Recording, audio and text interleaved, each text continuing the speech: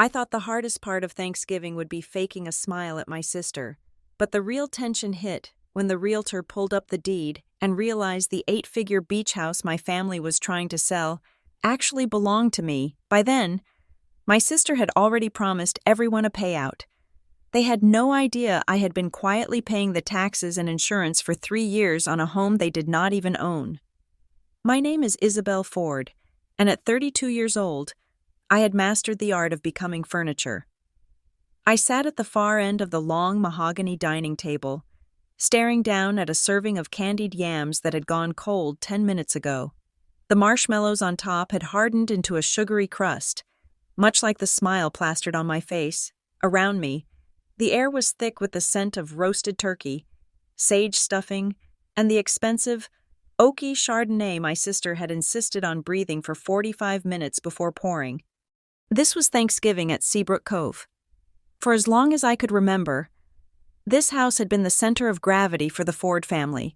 It sat perched on a bluff overlooking the Atlantic, the gray ocean churning violently against the rocks below, sending a fine mist up against the panoramic windows.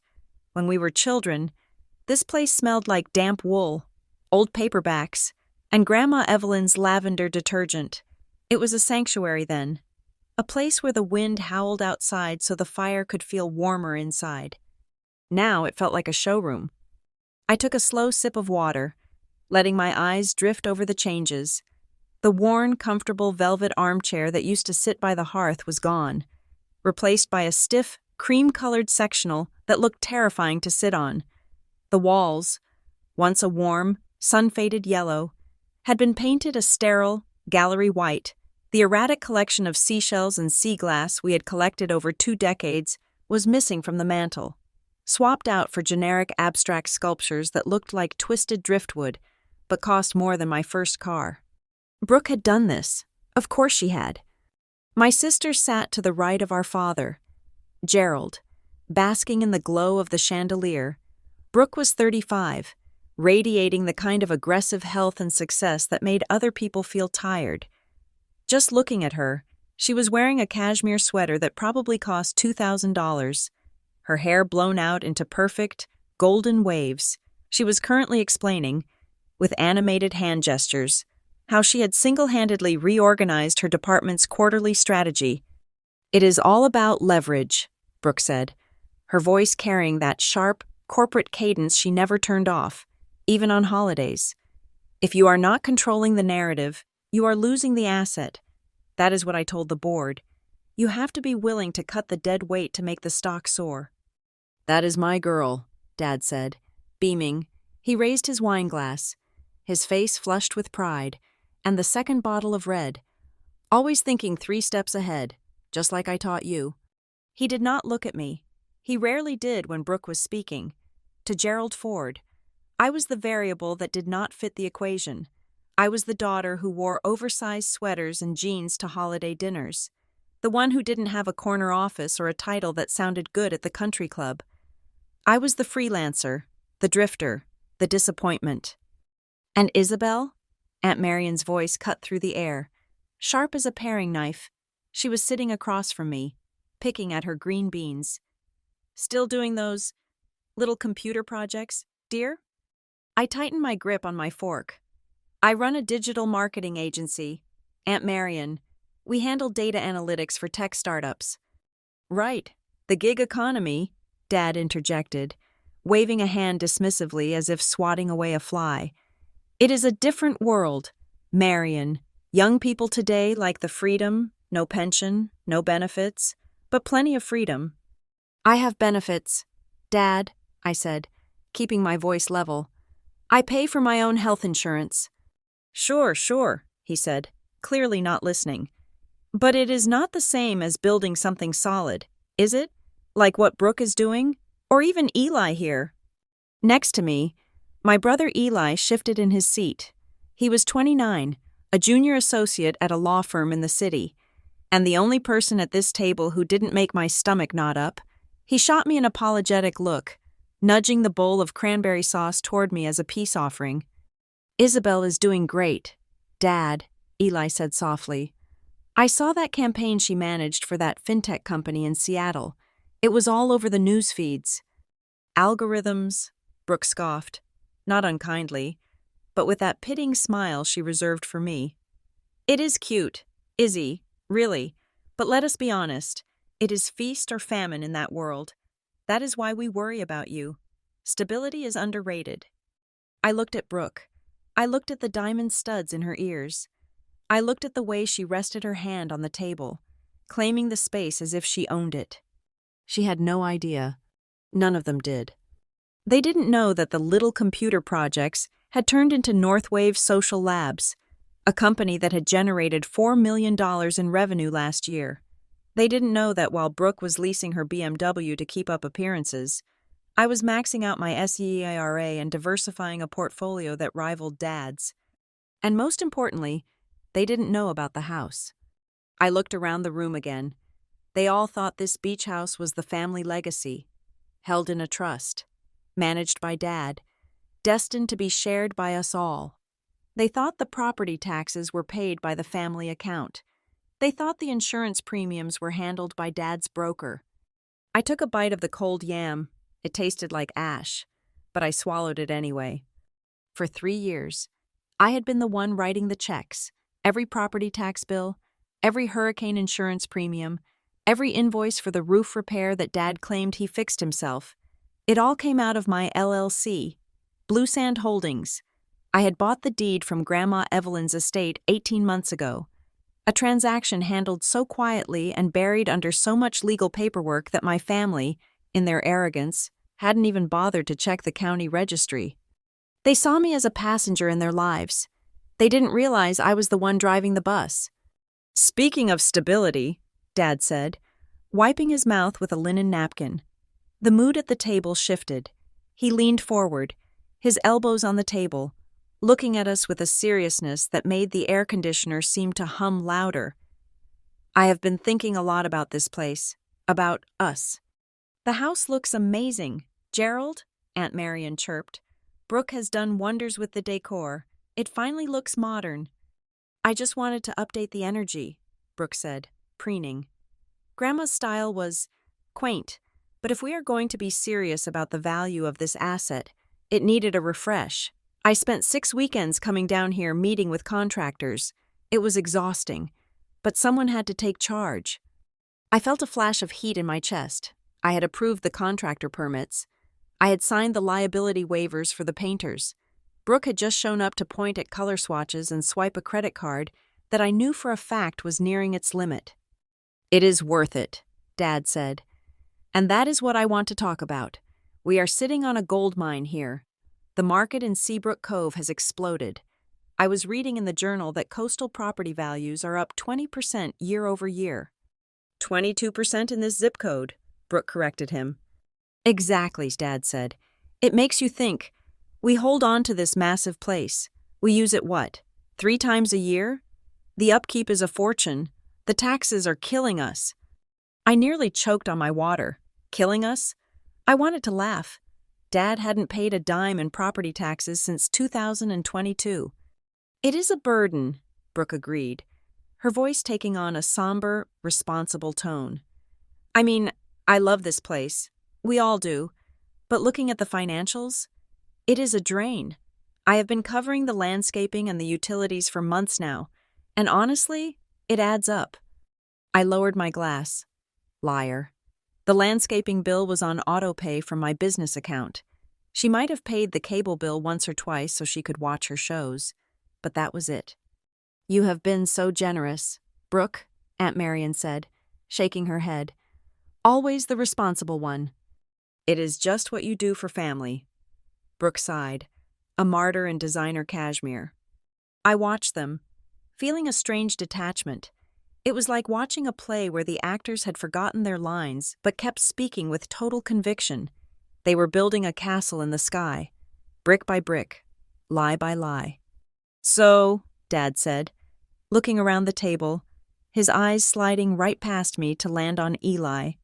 We have to make some hard choices, for the good of the family, for the future. What kind of choices? Eli asked, his voice tight. He glanced at me again, looking worried. He knew how much I loved this house. He was the only one who remembered that I was the one who drove Grandma to her chemo appointments, the one who sat on this porch with her when she was too weak to walk on the sand. He thought I was about to get my heart broken. Smart choices, Brooke cut in. She reached for the bottle of wine and topped off her glass. Then Dad's. She didn't offer me any. The wind rattled the large pane-glass windows, a low, mournful sound that seemed to vibrate through the floorboards. The ocean was getting rougher. A storm was coming in tonight. The forecast had called for gale-force winds. I sat perfectly still, my hands folded in my lap. I could have stopped it right then. I could have pulled out my phone, logged into the county clerk's portal, and showed them the PDF that would shatter their reality. I could have told Dad that he didn't own a single square inch of this floor. I could have told Brooke that her investment in the paint job was a donation to my property value. But I didn't. There is a specific kind of patience you learn when you have been underestimated your entire life. You learn to wait. You learn that the longer you let someone talk, the more rope they pull out to hang themselves with. And looking at Brooke's triumphant face, looking at Dad's greedy anticipation, I knew I wanted them to have all the rope in the world. Brooke picked up her wine glass and stood up. The crystal chimed as she tapped it with a manicured fingernail. The table fell silent. Aunt Marion looked up expectantly. Dad leaned back, a satisfied grin spreading across his face. "I want to make a toast," Brooke said, her voice clear and commanding. She looked at Dad, then at Eli, and finally, for a brief, flickering second, at me. Her eyes were cold, devoid of any real sisterly warmth. They were the eyes of a shark that smelled blood in the water. "Tupo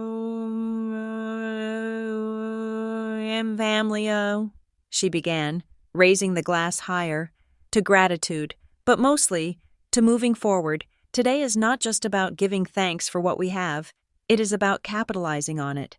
Today marks the beginning of a new future for the Ford family, a future where we finally unlock the potential of this place and get what we truly deserve. "Here, here," Dad shouted, raising his glass. "To the future," Aunt Marion echoed. I raised my glass, my hand steady, my pulse slow and rhythmic. "To getting what we deserve," I whispered, so softly that no one but Eli could hear me. I drank. The wine was dry, expensive, and tasted bitter on my tongue. The curtain was up.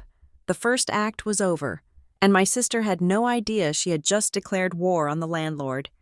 Brooke did not sit down after her toast. She remained standing at the head of the table, basking in the silence she had created, letting the anticipation marinate like the turkey we had just devoured. She smoothed the front of her cashmere sweater and placed both hands flat on the white tablecloth, leaning forward with the gravity of a CEO announcing a hostile takeover. "I have taken the liberty," she announced, her voice steady and practiced, "of engaging a senior broker from Ocean Line Estates. As of this morning, we are officially on the market." The room did not just react, it detonated. For a second, the only sound was the wind battering the glass sliding doors, and then everyone started shouting at once. "You did what?"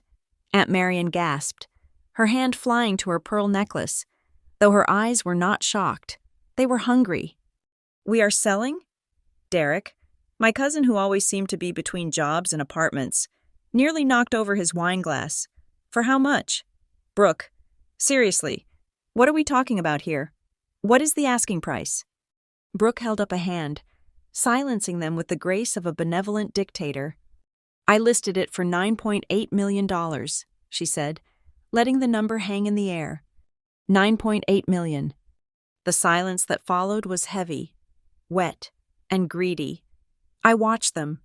I watched the way Aunt Marion's lips parted, probably calculating how many cruises that number could buy. I watched Derek lean back in his chair, a sudden, arrogant relaxation taking over his posture, as if he had just won the lottery. I watched Dad close his eyes and exhale a long, shuddering breath, looking like a man who had just been told his debts were imaginary. "Almost $10 million, Derek whispered, shaking his head. That is insane." It is the market, Brooke said, shrugging as if she had personally inflated the real estate bubble. And honestly, it is the only logical move. I have been crunching the numbers for months. Between the upkeep, the taxes, and the insurance, this house is a liability. But as liquid capital, it is a dynasty builder. I set my water glass down. The condensation was cold against my fingertips. When exactly did we decide this? I asked. My voice was not loud, but it cut through the murmurs of celebration. Brooke did not even look at me. She kept her eyes on Dad. We did not need a committee meeting. Isabel, she said dismissively, someone had to take the lead. I have been the one managing this property for years. I am the one dealing with the landscapers. I am the one coordinating the cleaners. I am the one worrying about the roof when the storms hit. If I am doing the work, I am making the executive decisions. I stared at her. The audacity was so physical it almost had a texture. Managing the property? Brooke came here 3 weekends a summer to tan on the deck and complained that the Wi-Fi was spotty. She had never spoken to a roofer in her life. I was the one who had spent 3 hours on the phone with the insurance adjuster last October when the shingles blew off. I was the one who wired the deductible. But I did not say that, not yet. So we just split it? Aunt Marion asked, her voice trembling slightly. How does that work? Gerald? Is it a trust thing? Dad opened his eyes, looking revitalized. He took a large swig of wine. It is family property. Marion, he said, his voice booming with newfound authority. We take care of our own. Brooke and I have discussed this. We want to be fair. Brooke nodded. Obviously. Dad and I will handle the distribution. We are thinking a tiered split based on the original investment branches of the family tree. It is complex tax-wise. But do not worry. I have already talked to a wealth manager about sheltering the gains. Derek was grinning so hard he looked in pain. So, are we talking a check by Christmas? Because I have got this investment opportunity in crypto that is time-sensitive. We are looking at a 30-day escrow, Brooke said confidently. The realtor, Lydia, said she already has a cash buyer lined up from New York, a hedge fund guy. We could close before the year ends. A cash buyer, a 30-day close. They were divvying up a corpse before they had even checked for a pulse. I looked at Eli. My brother was the only one not smiling. He was staring at his plate, pushing a piece of stuffing around with his fork. He looked pale. He knew, vaguely, that I had been contributing money to the house, though even he did not know the full extent of the ownership transfer. Wait, Eli said. His voice was quiet, but in the echo chamber of greed, it stood out. Dad looked at him. What is it, son? What about Isabel? Eli asked. The room went quiet again, but this time it was an annoyed silence. The kind of silence that happens when someone brings up a buzzkill topic at a party. What about her? Brooke asked, her tone sharpening. Well, you are talking about splits and branches, Eli said, glancing at me nervously. Izzy has been helping out? A lot. Does she get an equal share with us? Brooke let out a short, sharp laugh. It sounded like glass breaking. Oh, Eli, she said, shaking her head as if he were a toddler asking why he could not eat candy for dinner. Be serious. I am serious, Eli persisted, though his voice wavered. Isabel is a freelancer, Brooke said, saying the word like it was a diagnosis. She scrapes by. We all know that. I am not trying to be mean. I am just being realistic. She has never contributed to the mortgage. She has never paid for a major renovation. This asset is the result of decades of Dad's hard work and my management. You do not get equity just because you slept in the guest room for a few summers. I felt a vibration in my pocket. My phone. I slid my hand under the table and pulled it out, keeping the screen dim. It was a text message from Riley Cortez, my asset manager. Riley was a shark in a suit, the kind of woman who ate legal contracts for breakfast. We had not spoken in 2 days because I told her I was going off the grid for the holiday. The message on the screen was short and urgent. Heads up, someone named Brooke Ford just posted listing pics of your Seabrook Cove property on the MLS. It just hit the aggregator. Want me to shut it down? I stared at the glowing letters. My heart rate did not speed up. In fact, it slowed down. There is a strange clarity that comes when your worst suspicions are confirmed. For years, I had wondered if my family was just oblivious or actively malicious. I had wondered if they simply did not know I was the one keeping them afloat, or if they knew and just did not care. Now I knew. They did not know, and they definitely did not care. They were willing to erase me completely. I looked up at Brooke. She was beaming at Derek, explaining how capital gains tax worked. Completely wrong. Of course. I typed a reply under the table, my thumb moving efficiently. No, let it run. I want to see it. I hit send. I took a sip of water, the cool liquid sliding down my throat. I was not the victim here. I was the audience, and the show was just getting good. So, Isabel, Brooke said, turning her attention back to me, her voice dripping with condescending sweetness. Do not worry. We are not going to leave you out on the street. That is comforting, I said. Dad is going to set up a little rainy day fund for you, she continued. Once we pay off the primary debts, and I get my cut for the management fee, which is only fair, considering the hours I've put in, and after we settle the capital gains, if there is a surplus, we will make sure you get a nice little bonus, maybe enough to put a down payment on a condo or a new car. Your Honda is looking a little rough. A condo. She was offering me a down payment on a condo using money from my own house. That is very generous. Brooke, I said. My voice was flat, devoid of emotion. It is, isn't it? Dad chimed in, nodding aggressively. We take care of family. That is the Ford way. And honestly, Isabel, this is a blessing for you. You will not have to worry about whatever it is you do. You can have a safety net. I looked at Dad. I looked at the man who had taught me to ride a bike on this very driveway, the man who had forgotten my 31st birthday because he was on a golf trip with Brooke. And what are you going to do with your share? Brooke? I asked. I really wanted to know. I wanted to hear the itemized list of her delusions. Brooke leaned back, her eyes sparkling. Well, first, the debt is gone, she said. I am wiping the slate clean. Then, I am looking at a penthouse in the city, something with a view, and I'm upgrading to the Model X. I have been driving the sedan for 2 years. It is embarrassing. And Dad? I asked. I am going to retire properly, he said, raising his glass again. Maybe buy a boat. Travel. I have earned it. A boat. He wanted to buy a boat with the proceeds from a house he had lost title to 3 years ago because he had leveraged it for a bad loan, a loan I had quietly paid off to prevent foreclosure. The conversation swirled around me, a tornado of hypothetical spending. Derek was talking about a trip to Bali. Aunt Marion was discussing laser eye surgery and a kitchen remodel. They were spending millions of dollars that existed only in their imaginations. I checked my phone again. Riley had sent a screenshot of the listing. There it was, my house. The photo must have been taken last summer because the hydrangeas were in full bloom. Stunning oceanfront estate. The caption read, Rare opportunity. Call Ocean Line Estates today. I looked at the price. $9,800,000. Brooke had really swung for the fences. Isabel, you are being very quiet, Brooke noted, narrowing her eyes slightly.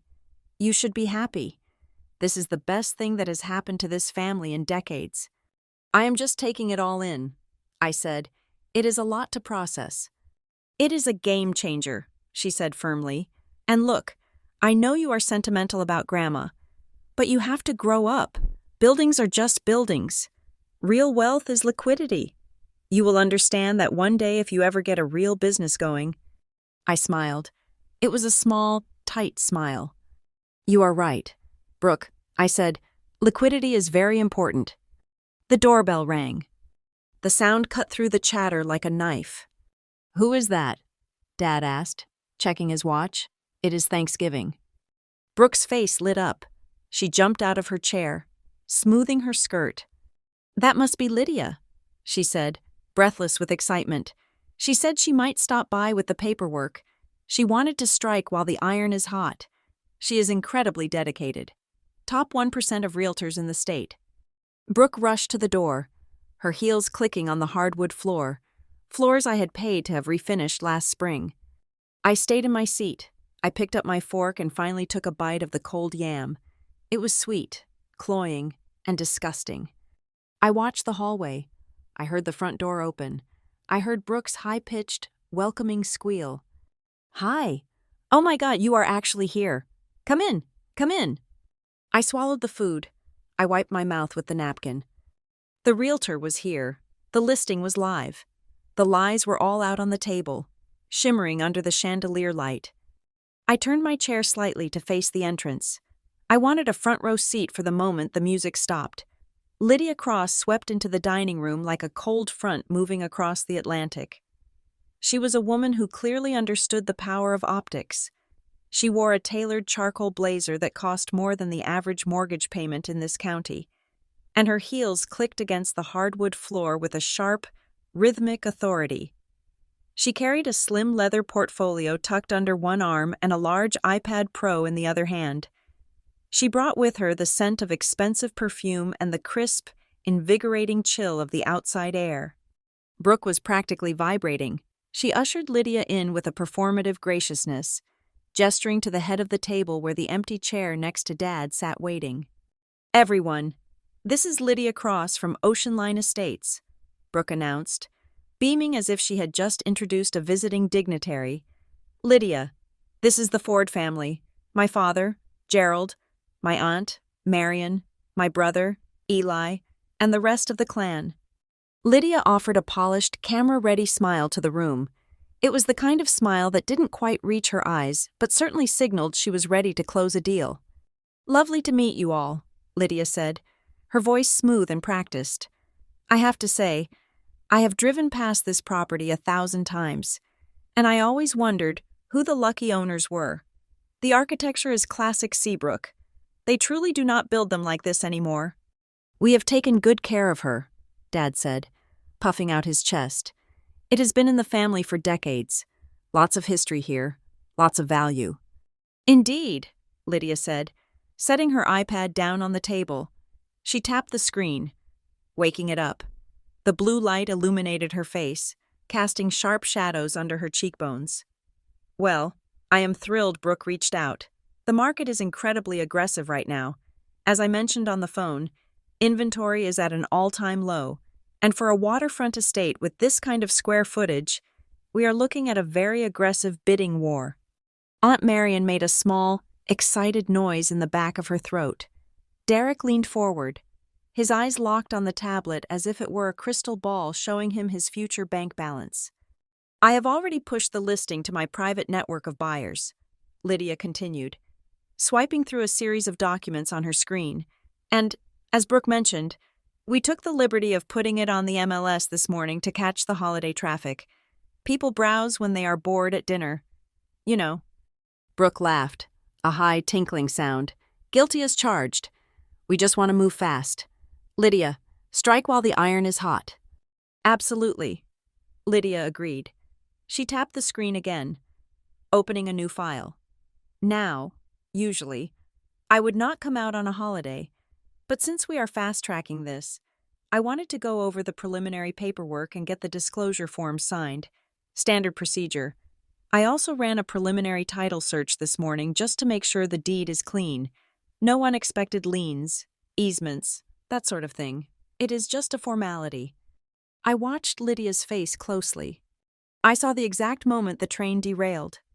Lydia was looking down at her iPad, her finger poised to scroll. Then she stopped. Her eyebrows, perfectly arched and penciled, twitched inward. It was a micro-expression, lasting less than a second. But in the high-stakes poker game we were playing, it was a tell. She blinked. She tapped the screen again, harder this time, as if the device had made a mistake. She zoomed in on something. The polite, professional smile wavered. She lifted her head and looked at Brooke, then at Dad. There was a new tension in her jaw. "Is there a problem?" Brooke asked, though her tone suggested that problem was a word that didn't apply to her. Lydia cleared her throat. She looked back down at the tablet, scrolling up and down rapidly now. "Ms. Ford, Lydia began, her voice losing a fraction of its warmth. When we spoke on the phone, you stated that this property was held in a family trust. The Gerald Ford Family Trust, correct? Brooke nodded vigorously. Yes, of course. My father is the trustee. I have power of attorney for the management. Dad nodded along, looking important. That is right. Everything goes through me. Lydia frowned deeper. She pulled a pair of reading glasses from her blazer pocket and slid them onto her nose. She looked like a surgeon who had just opened a patient and found something that wasn't supposed to be there. That is strange, Lydia muttered, because the county recorder's database just updated. I am looking at the deed right now. What does it say? Aunt Marian asked, her voice shrill. Is there a tax lien? I told you. Gerald, you should have double-checked the— It is not a lien, Lydia interrupted, her voice crisp. It is the ownership record. According to the registry, the title for this property, 16 Ocean Bluff Drive, was transferred 18 months ago. Transferred? Dad asked, his face reddening. That is impossible. I never signed any transfer. Lydia turned the iPad around so the screen faced the table. The record shows the property was sold out of the Evelyn Ford estate, she said, reading the text clearly. The current owner of record is Blue Sand Holdings, LLC. The room went silent. Blue Sand what? Derek asked. Who is that? It is a holding company, Lydia explained, her eyes scanning the document, a limited liability company, and the registered agent and sole signatory for the LLC. She paused. She squinted at the screen, then looked up, her gaze sweeping the table. She seemed confused, searching for a face that matched the name she was seeing. The signatory is Isabel Elise Ford. The silence that followed was not the silence of shock. It was the silence of a vacuum, where all the air had been sucked out of the room. For 5 seconds, nobody moved. The wind howled outside, rattling the window panes, but inside, time had frozen. Then, Brooke laughed. It was not a nervous laugh. It was a laugh of genuine, unadulterated amusement. She shook her head, looking at Lydia with a pitying expression. Okay, clearly there is a glitch in the system, Brooke said, waving her hand dismissively. Isabel? She gestured at me with her wine glass, spilling a drop of red on the white tablecloth. Lydia, I love that you are thorough, but you have got the wrong data. Isabel is my sister. She is a freelancer. She rents a one-bedroom apartment in the city. She drives a 10-year-old Honda. She does not have a holding company, and she certainly does not own an 8-figure estate. Dad chuckled, a low, rumbling sound of relief. Yeah, that is a good one. Computers, right? Always messing up the names. It probably pulled her name because she is a beneficiary in the will or something. Isabel does not have 2 nickels to rub together, let alone $10 million, Aunt Marian added, stabbing a piece of turkey with her fork. No offense, dear. I sat there, perfectly still. I felt a strange calm settle over me, cool and heavy like a stone. I watched them laugh. I watched them dismiss my entire existence, my entire capability, with a few casual waves of their hands. They were so certain of their version of reality that they were willing to tell a licensed professional that her legal documents were hallucinations. Lydia did not laugh.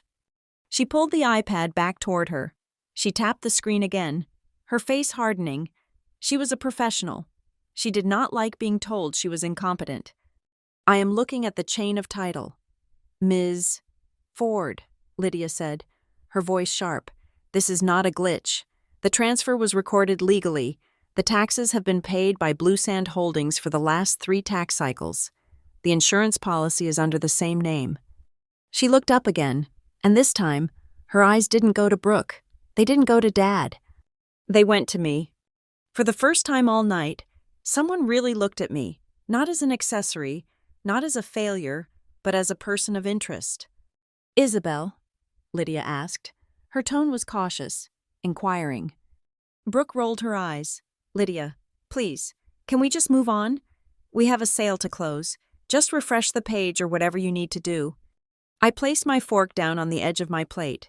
The clink of the silver against the china was soft, but in the silence, it sounded like a gavel striking a sounding block. I picked up my napkin and dabbed the corners of my mouth. Then I folded it neatly and placed it on the table. I lifted my chin and looked directly at Lydia Cross. "The records are correct," I said. My voice was steady. It was not the voice of the little sister. It was not the voice of the freelancer. It was the voice of the CEO of Northwave Social Labs. "Excuse me?" Brooke snapped, turning on me. "Isabel, stop trying to be funny. This is serious business." I ignored her. I held Lydia's gaze. "Yes," I said clearly, "I am Isabel Ford. And yes, that LLC is mine." The room seemed to tilt. Derek stopped chewing. Eli dropped his head into his hands, exhaling a long breath as if he had been holding it for an hour. Dad looked from me to Brooke, his mouth hanging slightly open, trying to process a sentence that made no sense in his world. Brooke stared at me. Her face went through a complex series of contortions, confusion, annoyance, and finally, a flash of genuine fear that she quickly covered with anger. "You are lying," Brooke spat. "Why would you lie about something like this? It is pathetic. Izzy." Lydia Cross was not looking at Brooke anymore. She was looking at me with a focused intensity. She reached into her portfolio and pulled out a small notepad. "Ms. Ford," Lydia said to me, ignoring Brooke entirely, "do you have identification?" "Of course," I said. I reached into the back pocket of my jeans and pulled out my slim leather card holder. I slid my driver's license across the polished mahogany table. It spun slowly and came to a stop right in front of Lydia's iPad. Lydia picked it up. She looked at the photo. She looked at me. She looked at the name on the iPad. She typed something into the device, verifying the DOB and the signature on file with the county clerk. The room waited. The air was thick enough to choke on. I could hear Aunt Marian's heavy breathing. I could hear the wind throwing rain against the glass. Lydia set the ID down. She took off her reading glasses and folded them slowly. The transformation in her demeanor was instantaneous. The saleswoman vanished. The charm evaporated. In her place sat a woman who realized she had just been walked into a legal minefield. She pushed her chair back slightly, creating a physical distance between herself and the rest of the family. She turned her body so she was facing me, acknowledging the only person in the room who mattered. "Thank you, Ms. Ford," Lydia said to me. "The verification is complete." Then, she turned slowly to face Brooke. The look on Lydia's face was one of cold, professional fury. She had been used. She had been made to look unprofessional. She had listed a property without the owner's consent, a violation that could cost her her license if she wasn't careful. Brooke was pale now. Her mouth opened and closed, but no sound came out. The arrogance was flickering, dying out like a candle in a draft. Lydia picked up her iPad and tucked it under her arm. She did not smile. She did not offer a pleasantry. She asked a question that hung in the air like a guillotine blade. "Ms. Ford," Lydia said, her voice quiet but razor-sharp, "did you obtain written authorization from the owner before you attempted to list her property?" Brooke froze. "No," Brooke whispered, her voice barely audible. Lydia nodded once, a short, curt motion. "Then we have a problem." The silence that filled the dining room was heavy and suffocating, the kind of silence that usually follows a gunshot. Brooke was staring at the table, her face a mask of pale shock. Dad was looking at Lydia as if she were speaking a foreign language, but I was not looking at them. I was looking past them, through the large bay windows, out at the churning gray ocean that Grandma Evelyn had loved so much. "It is not a mistake," I said. My voice was low, but in that vacuum of sound, it carried to every corner of the room, and it is not a computer glitch. Dad turned his head slowly toward me. His eyes were bloodshot from the wine and the sudden spike in his blood pressure. "What are you talking about, Isabel?" he demanded, his voice trembling with a mix of fear and anger. "Your grandmother left this house to the family, to all of us. It is in the trust.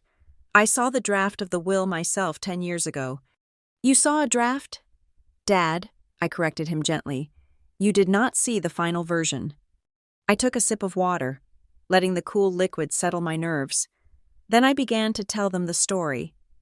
They had been too busy, too important, and too self-absorbed to notice while it was happening right under their noses. Grandma did not want this house to be a war zone. I said, she knew exactly what would happen if she left it to the three of us jointly. She knew Brooke would want to sell it for the cash. She knew you would want to leverage it for another one of your investments. And she knew I would be the only one who actually wanted to live in it. I closed my eyes for a brief second, letting the memory of 3 years ago wash over me. Suddenly, I was not in this sterile, white-painted dining room. I was back in the old living room, the one with the dusty velvet armchairs and the smell of lavender and sea salt.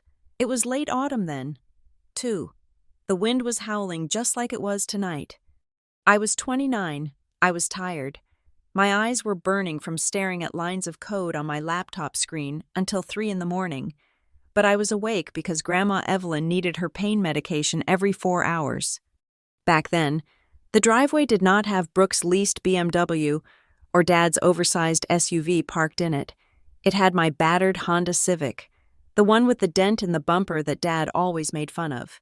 For 6 months, that Honda was the only car that made the trip between the city and Seabrook Cove. I drove Grandma to every oncology appointment. I sat in the infusion center for 6 hours at a time, holding her hand while the chemicals dripped into her veins. I was the one who learned how to flush her port. I was the one who rubbed ice chips on her lips when she was too weak to drink. "Where were you?" I asked the room, opening my eyes. Brooke flinched. "I was finishing my MBA," she muttered defensively. "I was in finals. I could not just leave." "You were in Cabo for spring break during her second round of chemo," I reminded her. "I saw the Instagram photos." Brooke opened her mouth to argue, then closed it. "And you, Dad?" I asked. "You were busy with the merger. You said you could not bear to see her fading. You said you wanted to remember her as she was." Dad looked down at his hands. "So I was here," I continued, "just me and her. I remembered the night she made the decision. It was a Tuesday. The storm was bad that night, shaking the rafters. Grandma was sitting in her wheelchair by the window, wrapped in 3 wool blankets. She looked so small, like a bird that had lost its feathers. She had called me over. Her voice was raspy, barely a whisper. "Isabel," she had said, gripping my hand with surprising strength, "look at this place." "It is beautiful, Grandma," I had told her. "It is just wood and glass," she had replied. "But to your father, it is a line on a balance sheet. To your sister, it is a status symbol. They love it like a trophy. You love it like a home. That is the difference." I did not know what she meant then. I just thought she was rambling, the morphine talking. But 2 days later, her lawyer, Mr. Henderson, came to the house. They spent an hour alone in her bedroom.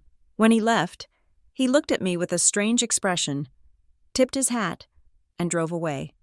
When Grandma passed, the reading of the will was a disaster. I remembered sitting in Mr. Henderson's mahogany-paneled office. The air smelled of old leather and greed. Dad sat there expecting to be named the sole executor and beneficiary. Brooke was already mentally spending her inheritance. Mr. Henderson had read the terms clearly. "To my son, Gerald, I leave my entire stock portfolio and the investment accounts."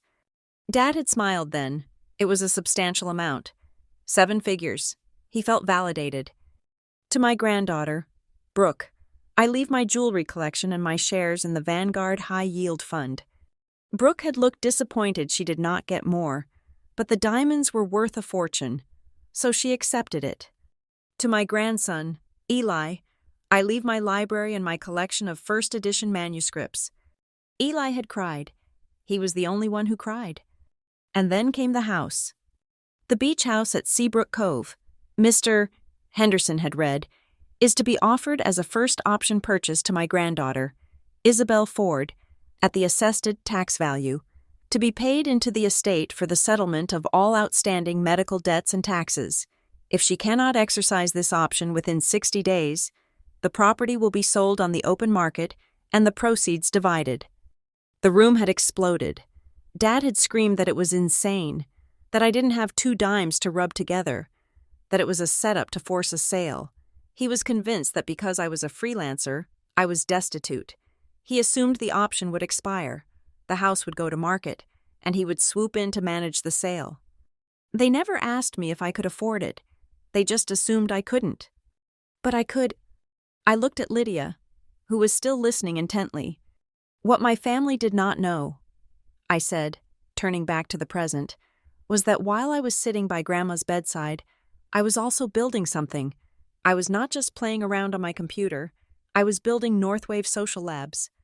I saw confusion on Aunt Marion's face. It is a digital strategy firm, I explained. By the time Grandma died, we had just signed our third Fortune 500 client. I was billing $40,000 a month in retainers alone. I did not talk about it because every time I tried to talk about my work, Dad asked me when I was going to get a real job with benefits. I looked at Dad. He seemed to shrink in his chair. So, when the option window opened, I did not ask for a loan. I did not ask for help. I utilized my business line of credit and my savings.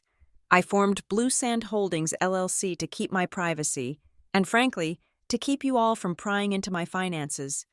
I remembered the day I signed the papers. It was just me and Mr. Henderson. I wired the funds, the full amount.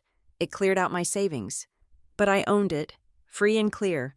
The money I paid into the estate went to pay off Grandma's massive medical bills. Bills that you, Dad, were supposed to be covering, but had somehow neglected. The room was dead silent. I tried to tell you, I said, my voice dropping to a whisper. I looked at Brooke. A week after the funeral, I came to your apartment. I had the deed in my bag. I wanted to tell you that I saved the house, that we could all still use it. I wanted to celebrate. You told me you were busy. You were getting ready for a date. You said, Isabel, stop talking nonsense about the house. Dad is handling it. Do not embarrass yourself by trying to act like a player. I looked at Dad. And I tried to tell you at Christmas that year. I started to say that I had exercised the option. You cut me off. You handed me a check for $500 and told me to buy myself some new clothes so I would look presentable for the neighbors. You said, leave the financial talk to the adults, honey. So I stopped trying. I leaned forward, resting my elbows on the table. I decided that if you wanted to believe I was a failure, I would let you. If you wanted to believe this house was yours by divine right, I would let you. I paid the taxes. I paid the insurance. I paid for the roof repairs after the nor'easter last year. I let you come here, drink my wine, sleep in my beds, and critique my furniture. Why? Eli asked. His voice was cracked. Why didn't you just kick us out? Because I wanted to know, I said, looking at each of them in turn. I wanted to know how you would treat me when you thought I had nothing to offer you. I wanted to see if there was any love in this family that was not conditional on a bank balance. I looked at Brooke, who was now trembling, not with rage, but with the terrifying realization of her own cruelty. And tonight, I got my answer, I said softly. You were ready to sell my home out from under me. You were ready to toss me a scrap of the profit like I was a beggar. You did not even ask me. You just erased me. I picked up my glass of water and took a long, slow sip. The cool liquid felt good against my throat, which was tight with held-back tears I refused to shed. I did not stay quiet because I was weak. I said, my voice steady and final. I stayed quiet because I wanted to see who they really were when they thought I had nothing. And now, I see you. I see all of you perfectly. Lydia Cross was the first to break the paralysis. She was a woman who made her living navigating high-stakes negotiations, and she knew exactly when a deal had turned toxic. She slowly lowered herself back into her chair, but she did not pick up her iPad. Instead, she placed her hands flat on the table, signaling a full stop. I think, Lydia said, her voice dropping to a register of professional caution that was far more terrifying than her sales pitch, that we need to pause, immediately. As a licensed broker, I cannot knowingly list a property with a disputed title. Until this is resolved, legally, I am withdrawing my services. She began to pack her bag, her movements precise and final. "You cannot just leave," Brooke shrieked, her voice cracking. "We have a buyer! We have a plan!" "There is no buyer, Brooke," I said, "because there is no sale." I unlocked my phone. I didn't need to shout. I had something much louder than a raised voice. I had a Dropbox folder labeled Seabrook Assets, and I had a forensic accounting report that I had commissioned 3 months ago when I first noticed some odd mail arriving at the house. I tapped the screen and slid the phone across the mahogany to Lydia. "Folder 1, I said calmly. Lydia stopped packing. She picked up my phone. She opened the first file. It was a high-resolution scan of the deed, stamped with the official seal of the county clerk, dated 18 months prior. "It is valid," Lydia murmured, zooming in on the signature. "Blue Sand Holdings, LLC, signed by Isabel Ford, notarized, recorded." "That is a fake," Brooke yelled, slamming her hand on the table. "She stole it. She tricked Grandma's lawyers. You know how confused Grandma was at the end? Isabel probably forged the papers." "I did not forge anything," I said, looking at my sister with zero temperature in my eyes, "and Dad knows it." I turned to my father. He was sweating now, little beads of perspiration gathering on his upper lip. "Tell them, Dad," I said, "tell them about the tax liens."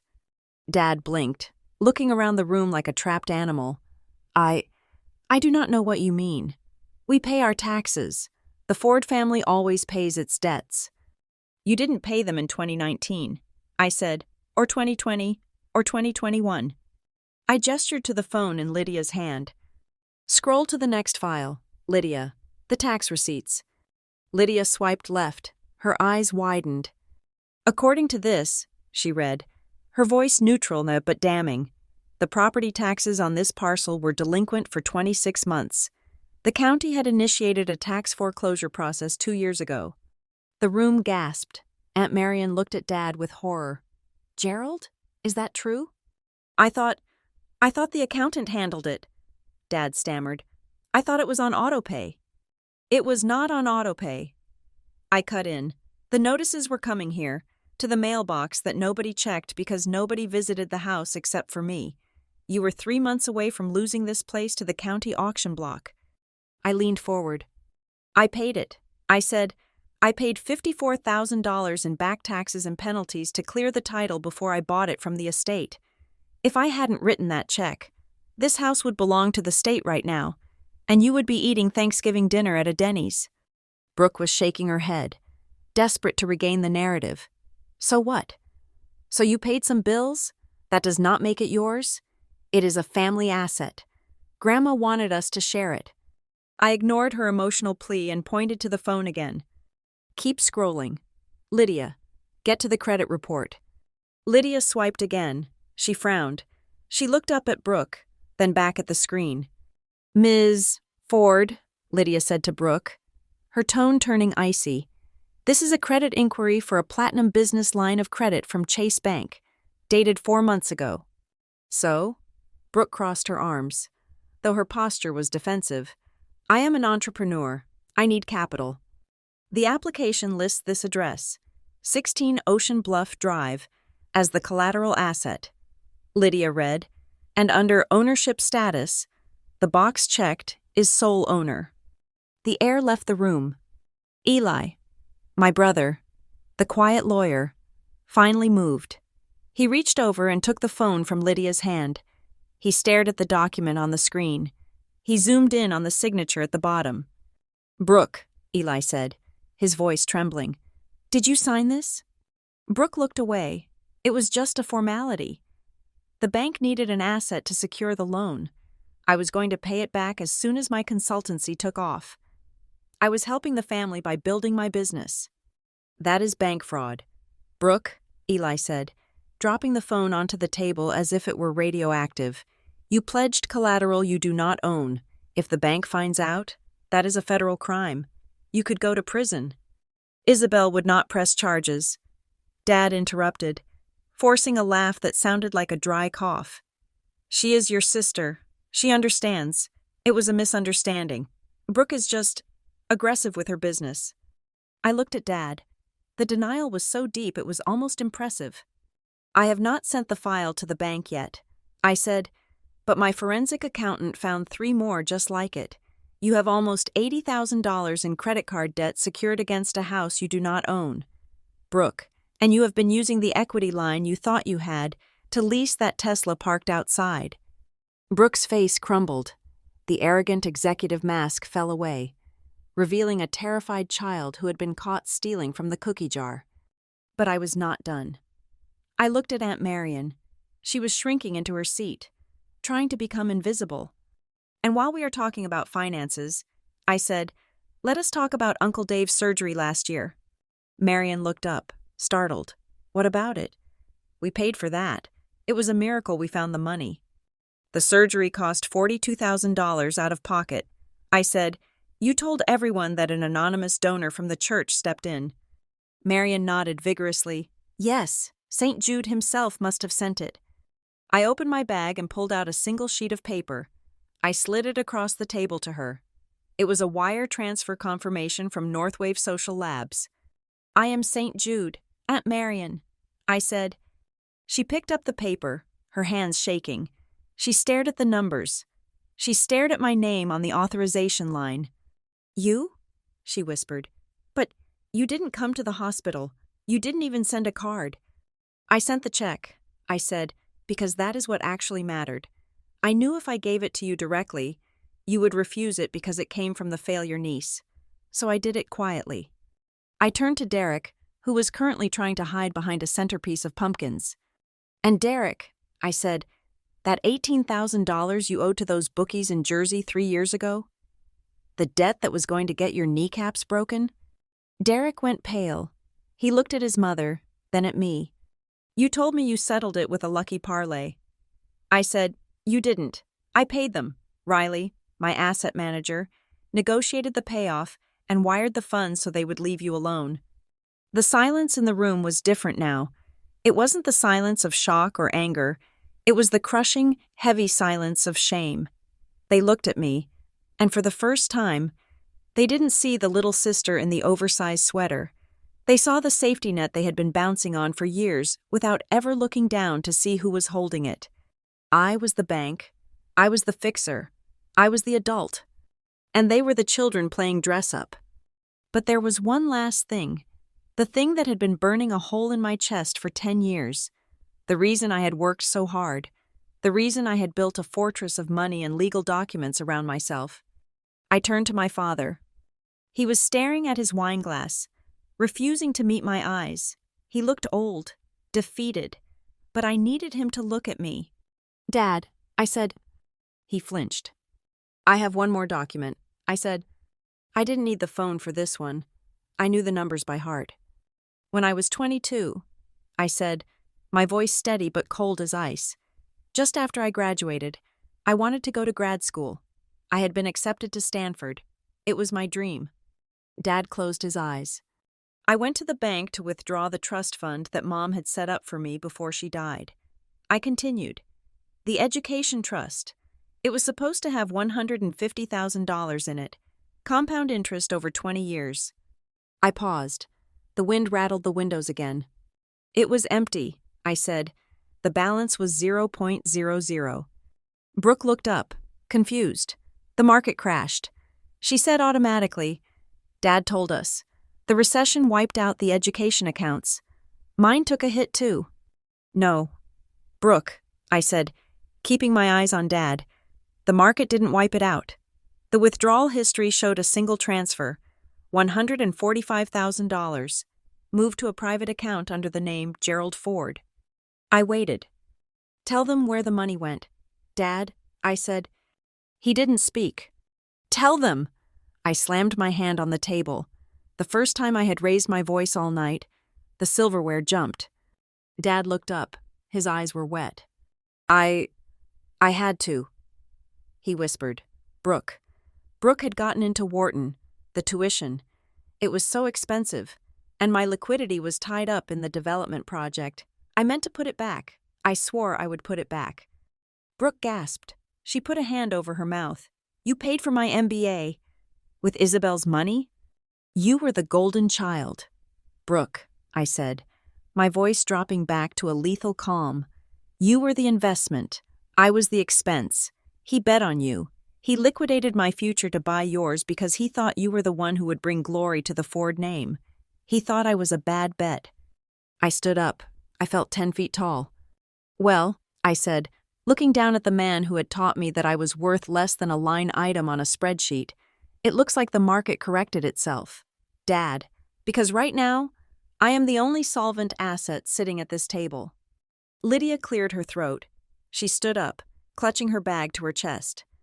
I am going to go, she said, her voice shaking slightly. I will send a formal termination of the listing agreement via email. Do not contact me again. She practically ran for the door.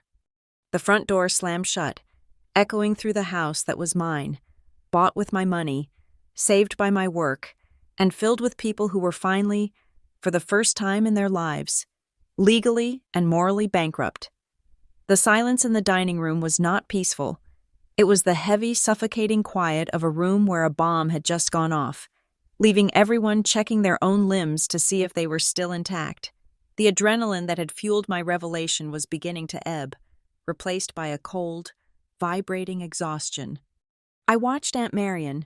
The woman who had just minutes ago been calculating her cut of the sale was now aggressively clearing the table.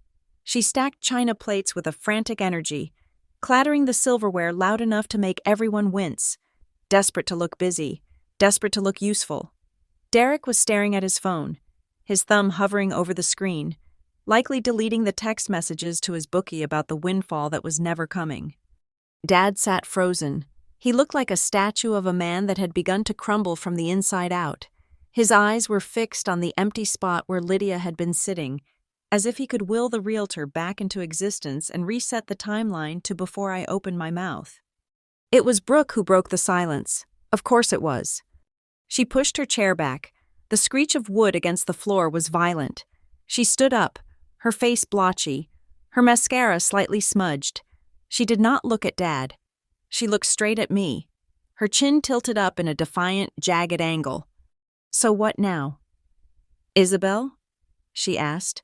Her voice was brittle, shaking with a cocktail of terror and rage. You won. You proved your point. You are the big bad CEO with the secret LLC. I did not answer immediately. I just looked at her. Are you going to call the cops on your own sister? Brooke spat the words out. Is that the plan? You want to see me in handcuffs? You want to see Dad humiliated on the news? Go ahead. Pick up the phone. Finish the job. It was a dare. It was a manipulative, childish dare. She was betting on the fact that I was still the little sister who cried when animals got hurt in movies. She was betting that the bonds of blood, however toxic, were strong enough to keep me from pulling the trigger. I stood up slowly. I did not give her the satisfaction of an answer. Not yet. I walked past her. I walked past the table where the cold turkey sat untouched. I walked to the sliding glass doors, unlocked them, and stepped out into the night. The wind hit me like a physical blow. The storm was fully upon us now. The Atlantic was roaring, crashing against the rocks below with a violence that felt cleansing. The salt spray stung my cheeks, cold and sharp. I walked to the edge of the railing and gripped the wet wood, breathing in the scent of ozone and rain. I heard the door slide open behind me. I did not turn around. I knew the heavy, hesitant footsteps. It was not Brooke. Brooke would have stomped. It was Eli. He came and stood next to me, leaning his elbows on the railing. He didn't look at me. He looked out at the black water, his profile illuminated by the faint light spilling from the living room windows. I did not know. Izzy, he said softly. I know, I replied. My voice was lost in the wind, but he heard me. I knew they were bad with money. He continued. I knew Brooke was ambitious with the truth, and I knew Dad played favorites. But I did not know it was criminal. I did not know about the trust fund. He turned to look at me then. His face was pale, his eyes dark with guilt. I should have said something, Eli said. All those years, at dinner, at Christmas, when they made those jokes about you being a starving artist. When they treated you like you were invisible, I sat there and I let them do it because it was easier than fighting them. You were trying to survive. I said, I do not blame you for surviving. Eli, I am a lawyer. Isabel, he said, a bitter laugh escaping his lips. I am supposed to fight for justice, and I let my own sister get robbed by my own father.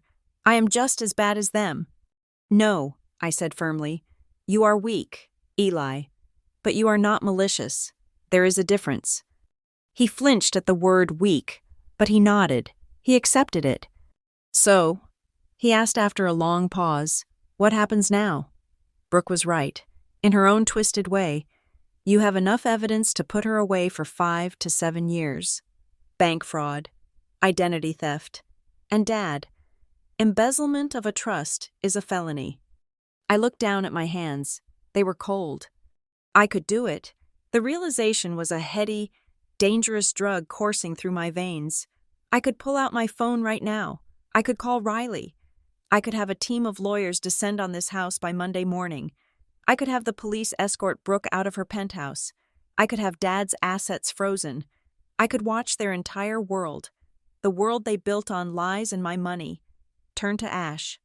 It would be efficient. It would be justified. It would be the ultimate revenge story. I closed my eyes and let the image play out. I imagined Brooke's mugshot. I imagined Dad in a courtroom, shrunken and small. But then, another image superimposed itself over the darkness. I saw Grandma Evelyn.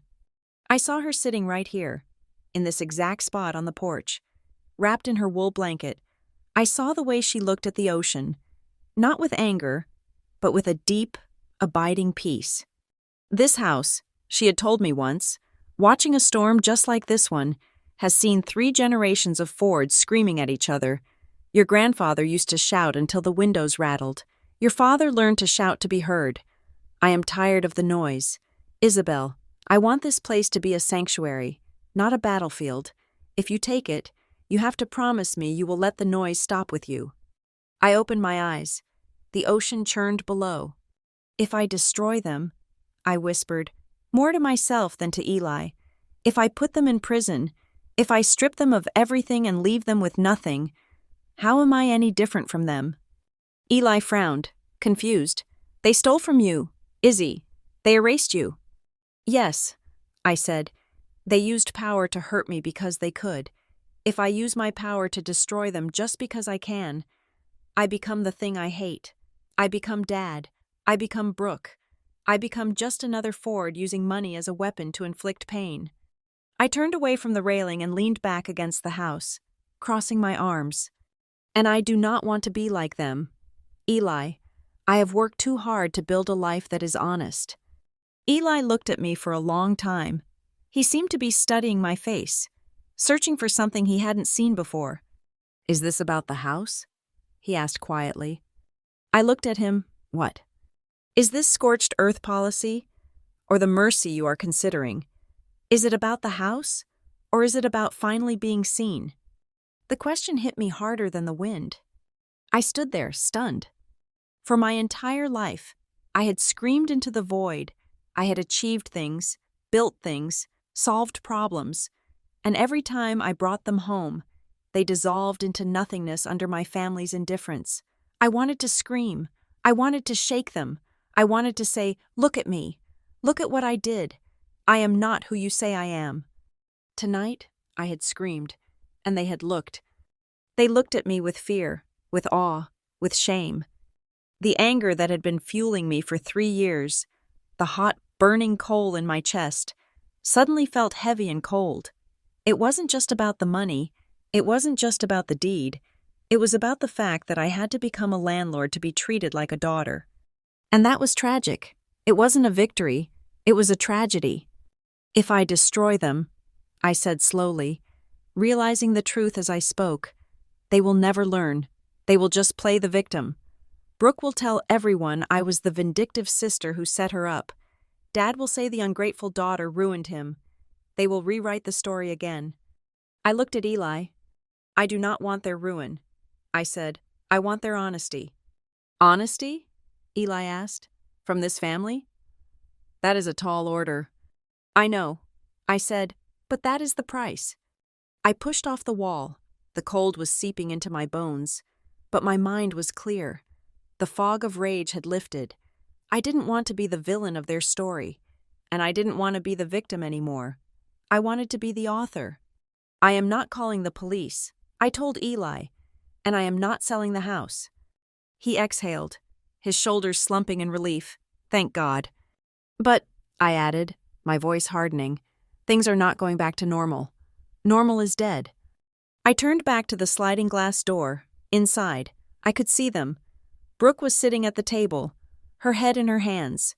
Dad was pouring another glass of wine, his hand shaking so badly the bottle clinked against the glass. They looked small, they looked pathetic, and for the first time in my life, I didn't feel the need to make myself smaller to accommodate them. I am going to make them an offer, I said, one they cannot refuse, because if they do, then I will burn it down. But I'm going to give them one chance to live in the truth. I put my hand on the door handle. Are you coming? I asked Eli. He nodded. I am with you. Izzy, whatever you decide. I slid the door open and stepped back into the warmth of the house.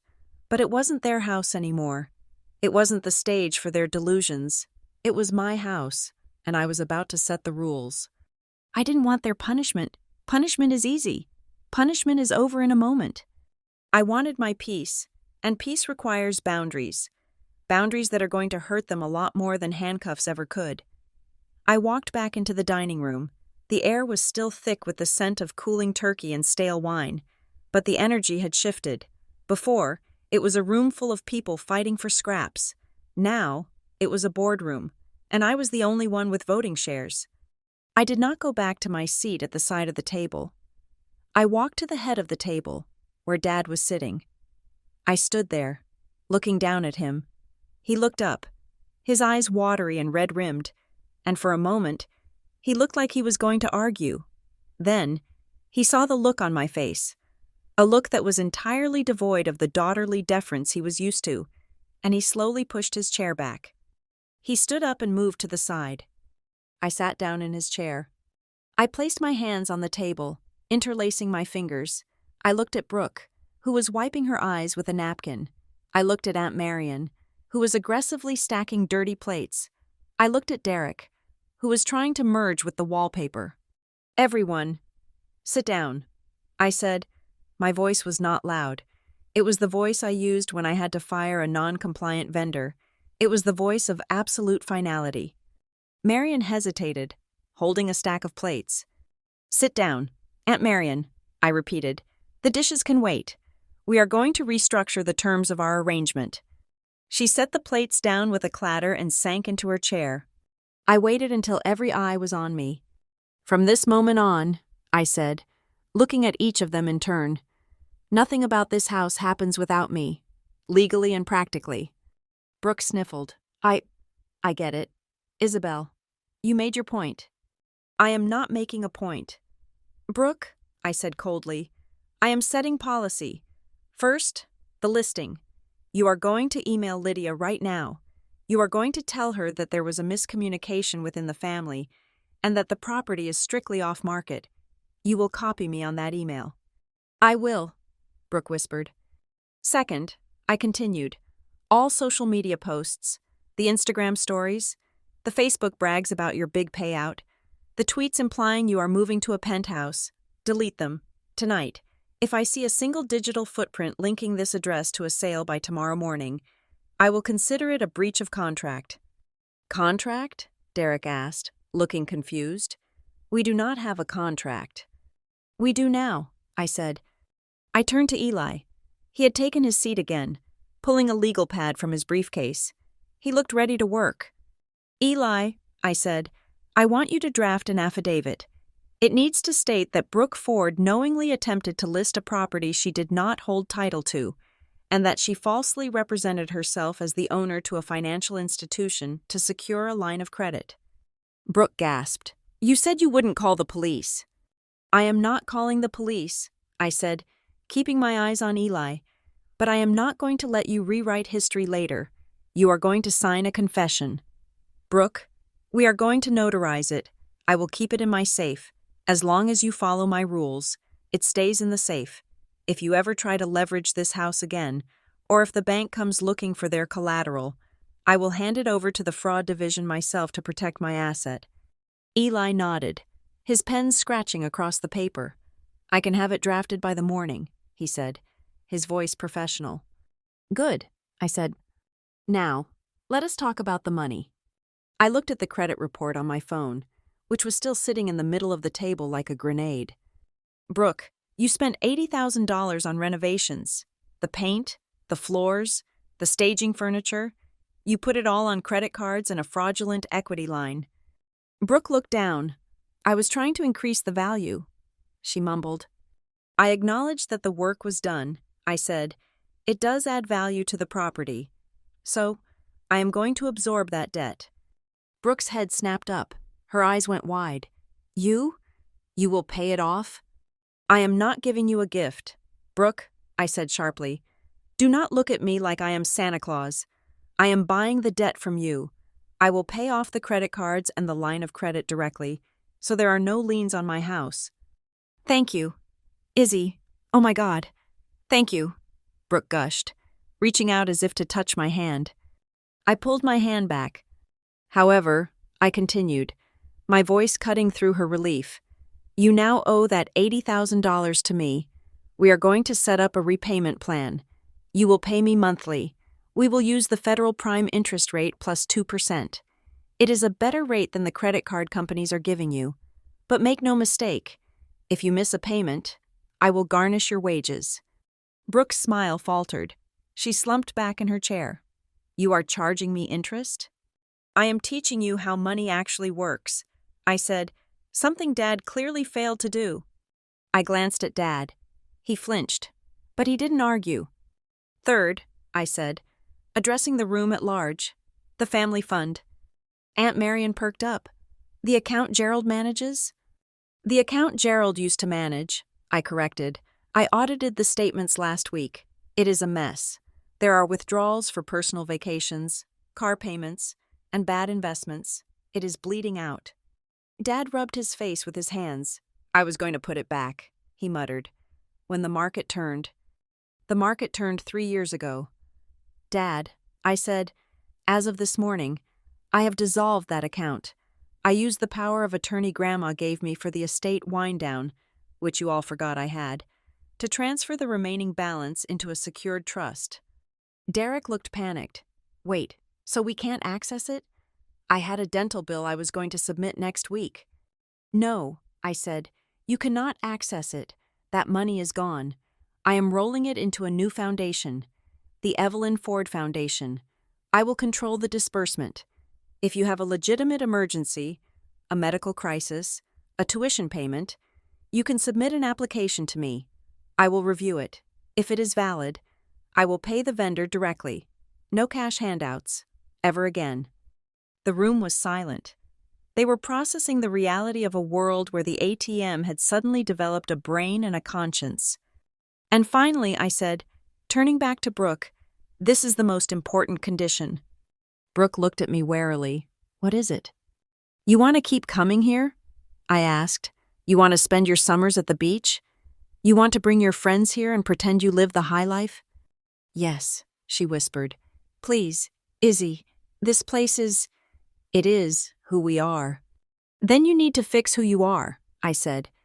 I leaned forward. "If you want access to this house, Brooke, you are going to therapy." She blinked. "Excuse me?" "I will pay for it." I said, "I will find you a specialist who deals with financial entitlement and narcissistic behavioral patterns. You will go once a week for 6 months. You will sign a release allowing the therapist to confirm your attendance to me." Brooke's face turned a shade of red I had never seen before. "That is insulting. You think I'm crazy?"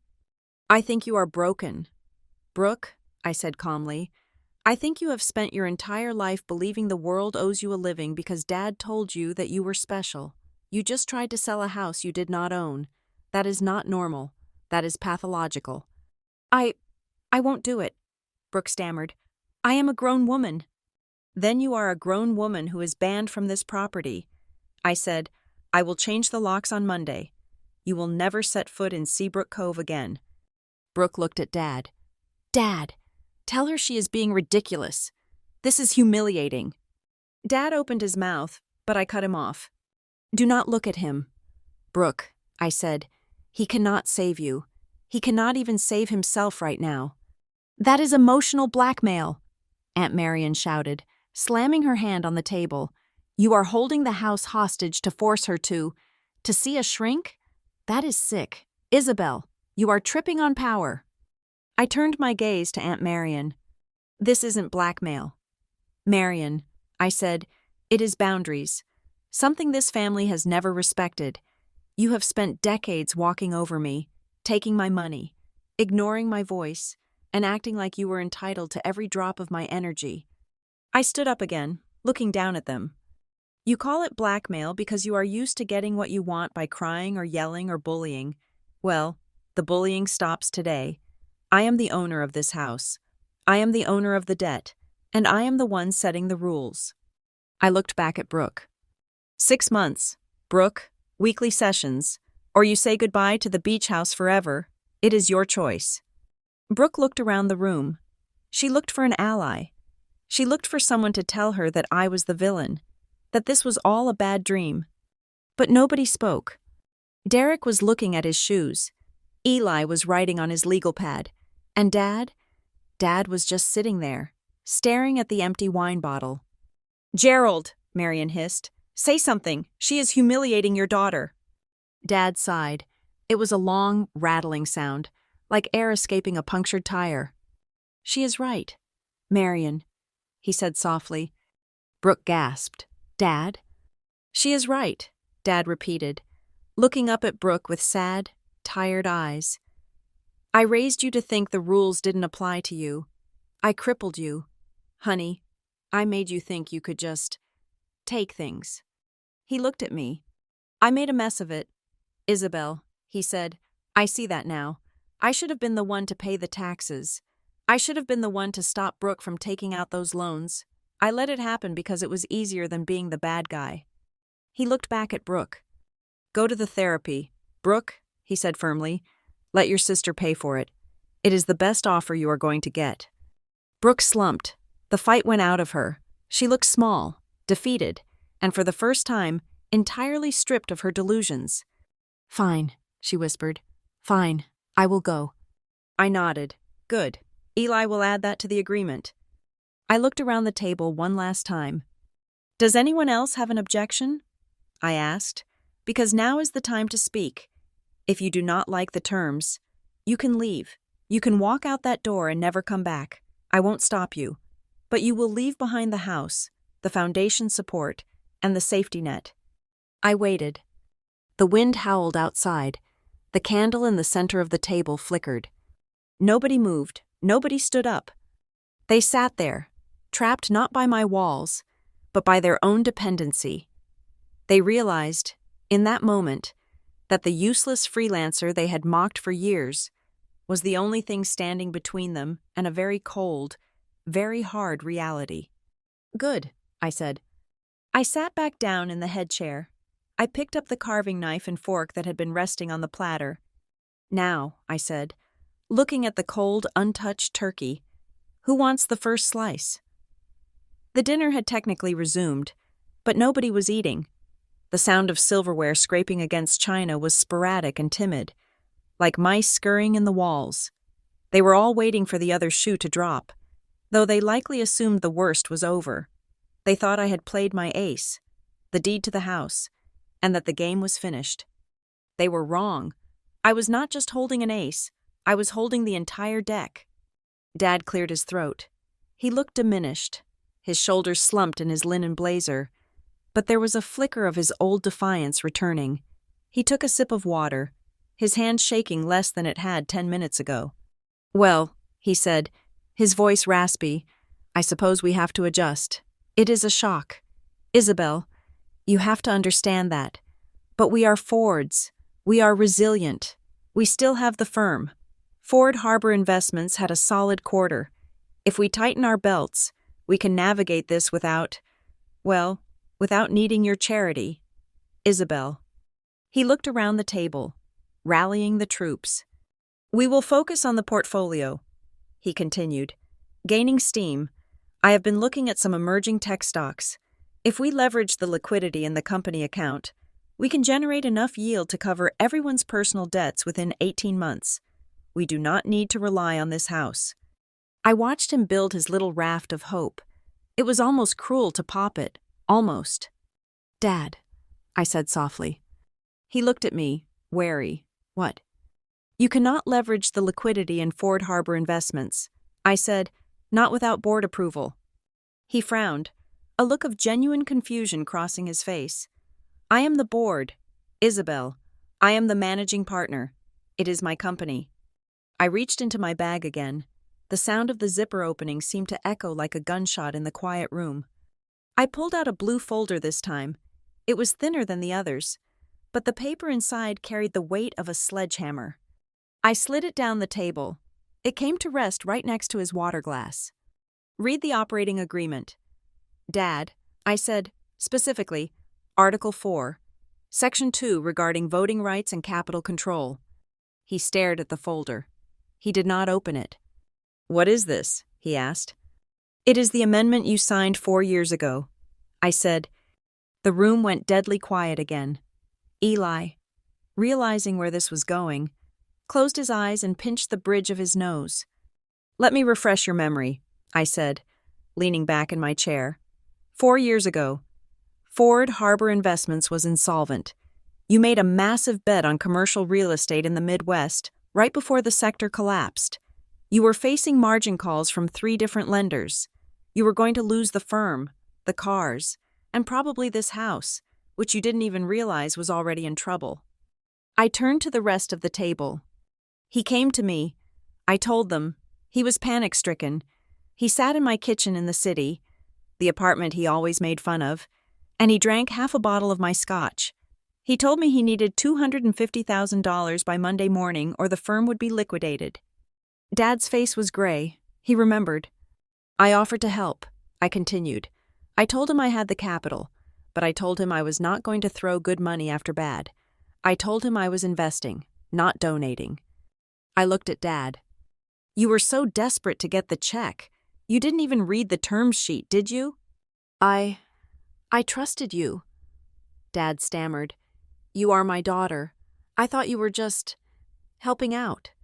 I said, "I helped you avoid bankruptcy, but in exchange for $250,000 of my hard-earned money, Blue Sand Holdings, LLC, took a 51% controlling interest in Ford Harbor Investments." A gasp went around the table. Derek dropped his fork. It clattered loudly onto his plate. 51%? Derek whispered.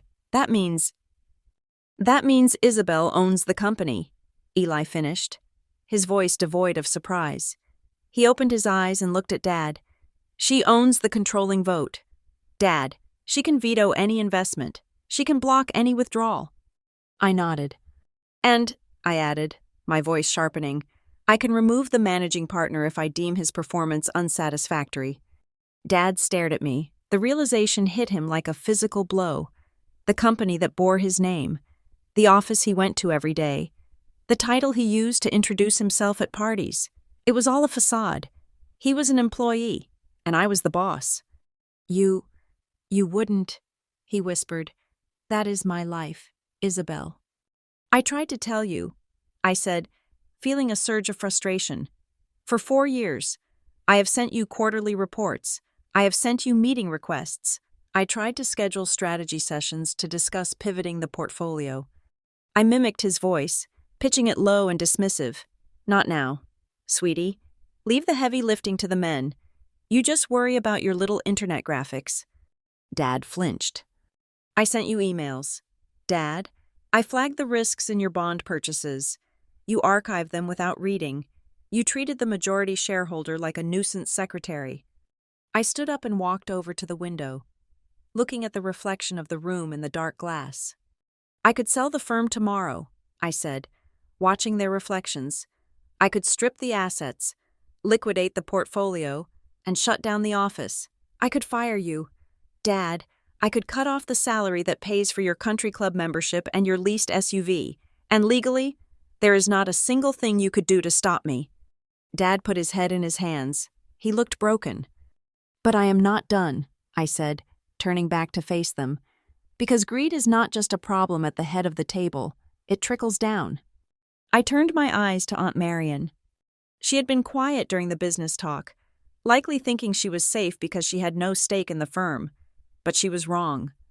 "Marion," I said pleasantly, "how is Mr. Henderson at Seaside Development Corp.?" Marion froze. Her face went the color of cottage cheese. I do not know who that is," she lied, her voice squeaking. "Really?" I asked, "because I have an email thread here that suggests otherwise." I pulled a folded stack of papers from my pocket. "You see," I explained to the room, "when you use the family email server, which, by the way, is hosted and paid for by Northwave Social Labs, I have administrative access to the logs, and sometimes my assistant flags things that look suspicious." I unfolded the paper and read from it. From Marion Ford. To Jim Henderson, Seaside Development. Subject: guaranteeing the sale. I looked up. Marion was shaking her head frantically. No, that is private." I continued reading, my voice cutting through her protests. "Jim, if I can convince my brother and niece to accept your offer of $8.5 million, which is under market, as we discussed, I expect the consulting fee we agreed upon to be wired immediately upon closing, $200,000 to me, and $100,000 to Brooke for her help in facilitating the quick close." The room erupted. Derek turned on his mother. "You were taking a side deal? You told us we had to sell fast because the market was crashing. You were going to cost us $1 million in market value so you could pocket $200,000? And Brooke," Aunt Marion shouted, pointing a trembling finger at my sister. "She was in on it. She needed the cash for her debts." Brooke stood up, looking cornered. I did not sign anything. It was just a conversation." "You were going to sell us out," Eli said, looking at Brooke with disgust. "You were going to cheat me, Dad, and Derek out of our fair share so you could get a kickback?" "It is called a finder's fee," Brooke yelled. "That is standard business." "It is called racketeering," Eli shot back, "and it is a breach of fiduciary duty if you are acting as an agent for the family." I watched them turn on each other. It was ugly, it was vicious, and it was exactly what needed to happen. They needed to see the rot that had infested the foundation of this family. "Enough," I shouted. They fell silent, panting, their faces flushed with anger and betrayal. I tossed the email printout onto the center of the table. It landed on top of the turkey. "I have enough here to destroy you all," I said, my voice low and dangerous. "I could take this to civil court. I could sue you for conspiracy to defraud. I could drag this family's name through the mud in the local paper. Imagine the headlines. Prominent Ford family in real estate scam. Sister sues sister for fraud." Dad looked up, his eyes pleading. "Isabel, please, think of the reputation." "I am thinking of it," I said. "That is the only reason I'm not calling a press conference." I walked back to the head of the table and placed my hands on the wood. "Here is the reality," I said. "I own the house, I own the company, I own the debt, and I know the secrets." I looked at each of them.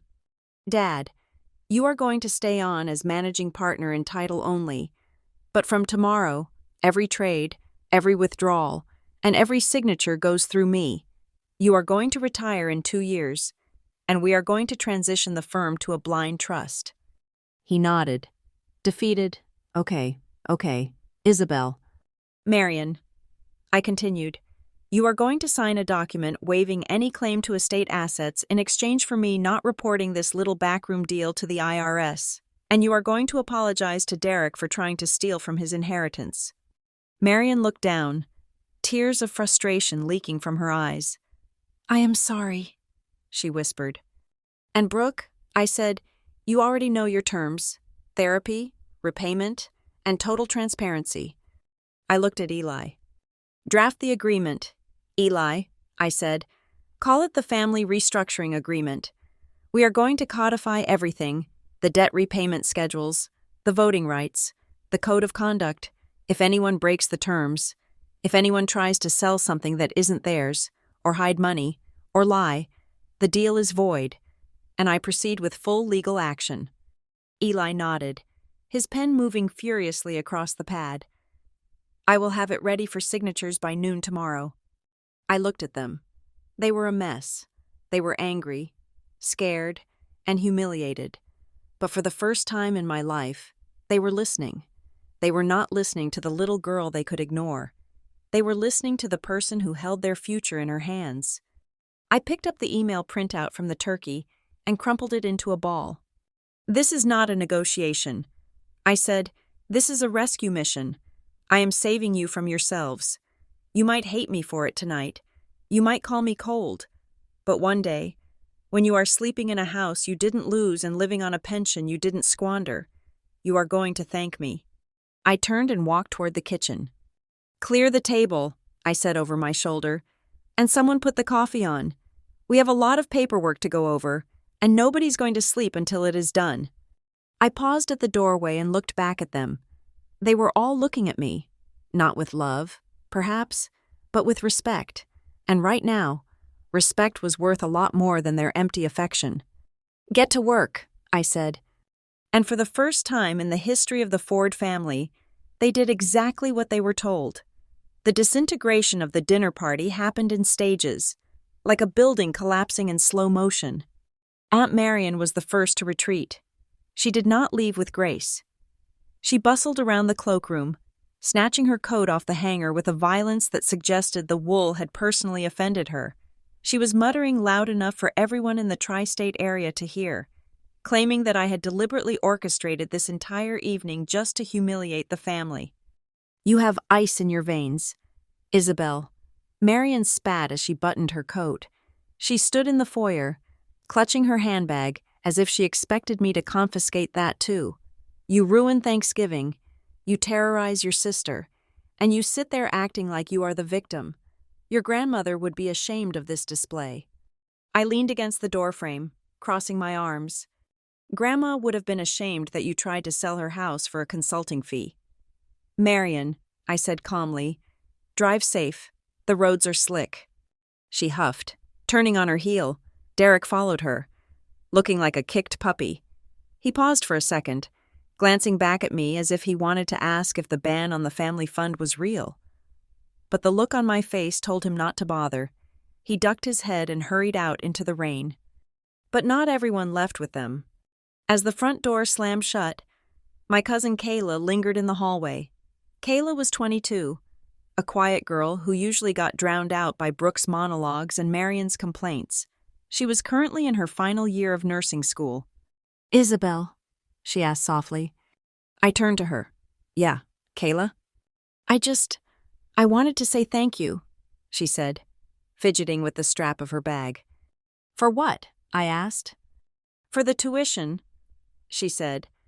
"I know Marion said it was a clerical error at the financial aid office, or a grant from the state, but I saw the envelope on her desk once. It had the Northwave logo on it." I looked at her. I had paid her last 3 semesters because I knew Marion was spending Kayla's tuition money on bingo and QVC. "You are going to be a good nurse." "Kayla," I said, "just promise me one thing." "Anything," she said. "Do not be like them." I said, "Earn your own way, and do not let anyone tell you that you owe them for your success." She nodded, her eyes wet. "I promise. And I am not on their side. Izzy, I never was." She gave me a quick, awkward hug and then slipped out the door. That left the core disaster unit. Me, Eli, Dad, and Brooke, and surprisingly, Lydia Cross. Lydia had not left. She had retreated to the breakfast nook in the kitchen, sitting on a bar stool with a glass of water, watching the proceedings with the detached fascination of an anthropologist observing a tribal war. She had stayed, she told me later, because she wanted to make sure her agency was completely insulated from Brooke's fraud. Brooke was sitting at the kitchen island. Eli placed a fresh sheet of paper in front of her. It was the affidavit he had drafted in record time. "Read it," Eli said, his voice flat. Brooke picked it up, Her hands were shaking so badly the paper rattled. I, Brooke Ford, hereby admit that I knowingly misrepresented my ownership status of the property located at 16 Ocean Bluff Drive. She stopped reading. She looked up at me. Her eyes were swollen.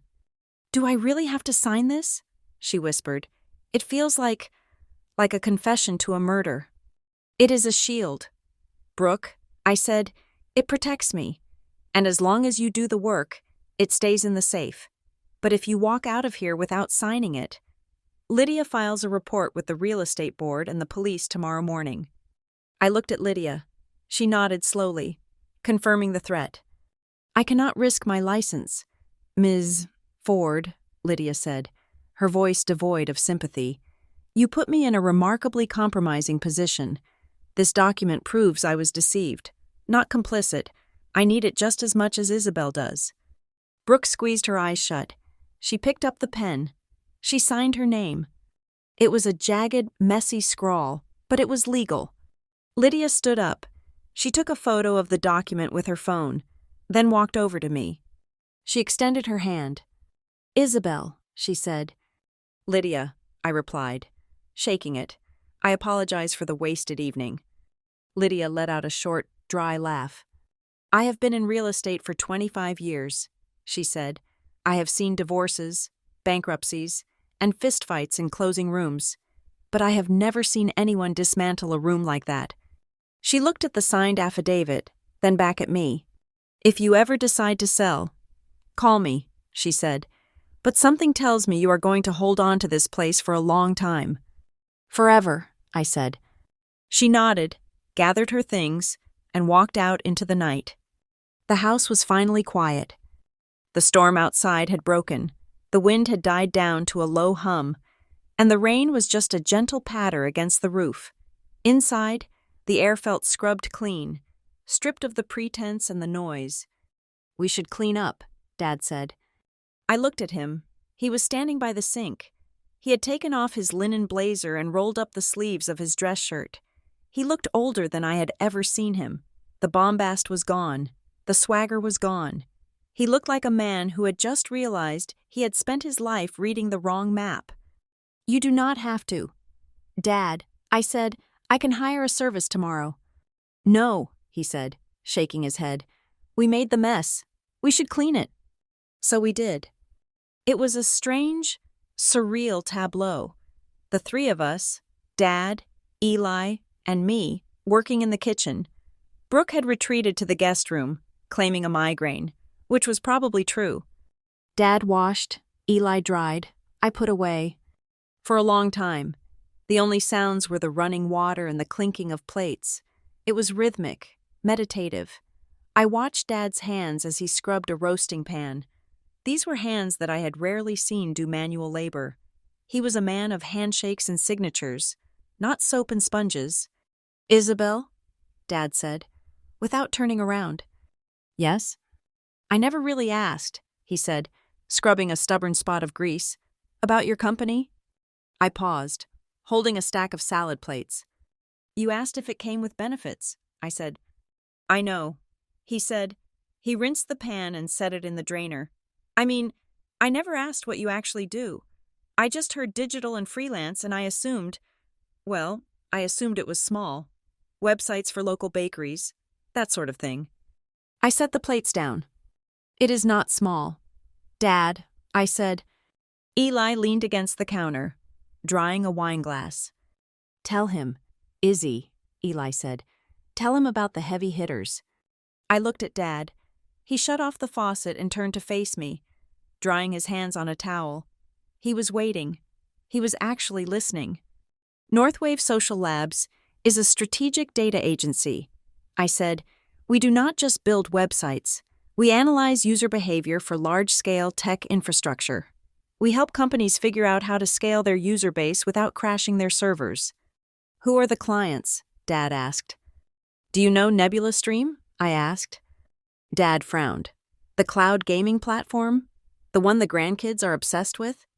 "We handle their entire North American retention strategy," I said. "And Quantum Core. We built the data visualization for their last earnings call. And right now, We are the lead agency for shifting Silvertech's entire customer service interface to AI automation. Dad's mouth opened slightly. Silvertech? That is a Fortune 100 company. Yes, I said. We have a team of 40 people. Most are remote, spread across 3 time zones.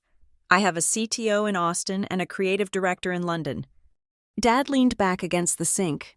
He looked stunned. And the revenue? He asked. You mentioned 4 million? Last year we did 4.2 million in gross revenue. I said, our EBITDA was 1.8 million. We run lean, no overhead, no fancy offices, just talent. He shook his head slowly. 1.8 million in profit, he whispered. That is more than Ford Harbor has cleared in the last 5 years combined. Yes, I said. He looked at me. He looked at my simple sweater, my jeans, my lack of jewelry. He was trying to reconcile the image of the daughter he had pitied with the businesswoman standing in front of him. Why didn't you say anything? He asked. Why did you let me lecture you about stability? Why did you let me buy you that radiator for your apartment last Christmas like you were a charity case? Because every time I tried to speak, you interrupted me to talk about Brooke. I said, the truth hung in the air, sharp and unavoidable. You wanted Brooke to be the success story. I continued. It fit your narrative. She was the one with the MBA. She was the one who looked the part. I was the anomaly. You didn't want to see me. Dad, you wanted to see what you expected to see. He looked down at his shoes. I thought I was protecting you, he said, his voice cracking. I thought, if I lowered expectations for you, you wouldn't get hurt when the world was hard. I thought you were fragile. Isabel. I am not fragile, I said. No, he said, looking up. No, you are not. You are the strongest person in this house. He took a step toward me. He looked awkward, unsure of how to bridge the gap he had spent 30 years digging. I am sorry, Isabel, he said. I didn't say it is okay, because it wasn't okay. It wouldn't be okay for a long time. But I nodded. I know, I said. He took a deep breath. I would like, he started, then stopped. He cleared his throat. I would like to understand more about the business, about how you structured the LLC. It sounds sophisticated. It is, I said. Maybe, he said, looking hopeful. Maybe we could have dinner? Just us? Not a holiday, just dinner. You could bring your laptop. Show me the charts. I looked at him. I saw a man who was terrified of losing the last connection he had to relevance, but also a man who was genuinely curious for the first time. Sundays, I said. Sundays? He asked. Sunday nights, I said. You come to my apartment in the city. I will cook, and we will talk about business. But you have to listen. You do not get to give advice. You do not get to tell me how you would do it in the 80s. You just listen. He smiled.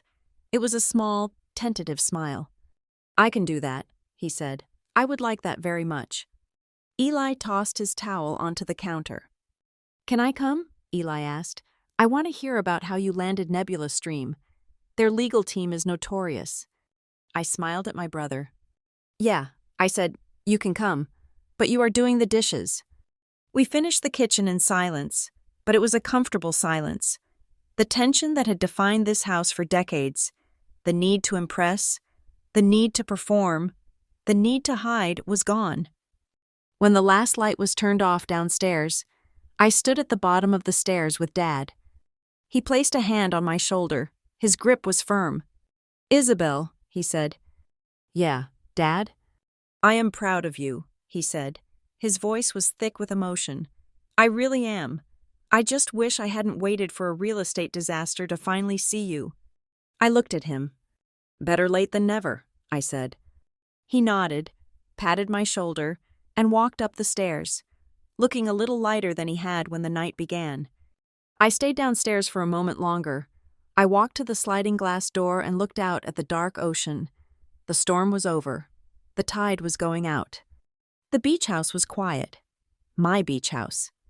For the first time since Grandma Evelyn died, the ghosts were gone. It was just me, the truth, and the sound of the waves, and that was enough. The next morning broke with a deceptively innocent calm. The storm had scrubbed the sky clean, leaving a brilliant, piercing blue dome over the Atlantic. I stood in the kitchen, pressing the plunger down on the French press, watching the dark swirls of coffee bloom in the glass. It was 7 in the morning. The house was silent, save for the rhythmic shushing of the waves against the shore. I poured a cup and walked to the large bay window. I wanted to enjoy the view that I had fought so hard to keep. I wanted to feel the ownership of the sunrise. But as I lifted the mug to my lips, a black Range Rover pulled into the driveway, crunching loudly over the gravel. My stomach tightened. I did not know the car. It wasn't a family member, and it certainly wasn't a neighbor. A man stepped out. He was dressed in a suit that was too sharp for a Saturday morning at the beach. Navy blue, tailored, with tan leather loafers. He checked his watch, adjusted his cuffs, and marched toward the front door with the confidence of a man who expects to be let in. I set my coffee down on the counter. I didn't wait for the bell. I opened the door just as he reached for it. "Can I help you?" I asked. He blinked, surprised to see me. He was expecting Brooke. I could tell by the way his eyes scanned past me, looking for blonde hair and cashmere. "Good morning," he said, recovering his smile. "I am looking for Ms. Ford, Brooke Ford. We have an appointment at 7:15. I leaned against the doorframe, blocking his path. "Brooke is asleep," I said. "And who might you be?" "I am David Sterling," he said, reaching into his jacket pocket. "From Sterling Development Group. Ms. Ford and I are scheduled to sign a letter of intent this morning regarding the acquisition of the property. She mentioned she wanted to get the paperwork moving before the holiday weekend was over." The air in my lungs turned to ice. A letter of intent. Brooke hadn't just listed the house with Lydia. She had been double-dealing behind the realtor's back, trying to lock in a private sale with a developer to bypass the commission and likely secure a quicker, dirtier payout. If I hadn't stopped the listing last night, if I hadn't exposed the fraud, she would be signing a document right now that would have tied this property up in litigation for years. She was going to sell it out from under me before breakfast. I looked at David Sterling. He was holding a folder. I could see the edge of a contract sticking out. "Mr. Sterling," I said, keeping my voice terrifyingly polite, "you are not going to sign anything today." He frowned. "I do not understand." "Ms. Ford said the family was in agreement." "Ms. Brooke Ford does not own this house," I said. "She does not own a single shingle on the roof or a grain of sand in the driveway." I reached into my back pocket. I had started carrying my card holder everywhere since last night, and pulled out my lawyer's business card. I handed it to him. "My name is Isabel Ford," I said. "I am the sole owner of 16 Ocean Bluff Drive, held under Blue Sand Holdings, LLC. If you check the county records, which I assume a professional of your caliber usually does before printing a contract, you will see my name on the deed." Sterling took the card. He looked at it, then at me. The color drained from his face. I see." He stammered. "Ms.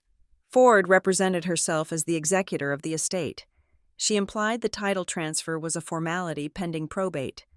"She lied," I said. I took a step forward, forcing him to take a step back off the porch.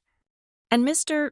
Sterling," I added, "if you, or your firm, or anyone associated with your partners attempts to contact anyone in this family other than me regarding this property, I will have my legal team file an injunction for harassment, and I will report your firm to the Better Business Bureau for predatory practices. Do we understand each other?" Sterling nodded rapidly. He looked terrified. He realized he had almost walked into a transaction that would have been void the moment the ink dried. "Absolutely. Ms. Ford," he said, "I apologize. We will update our internal do not solicit list immediately." He turned and practically ran back to his Range Rover. He reversed out of the driveway so fast he sent gravel spraying onto the lawn. I watched him go. My heart was pounding, not with fear, but with a cold, hard realization of how close we had come to total disaster. When I turned back around, Brooke was standing at the bottom of the stairs. She looked like a ghost. She was wearing an old, oversized t-shirt.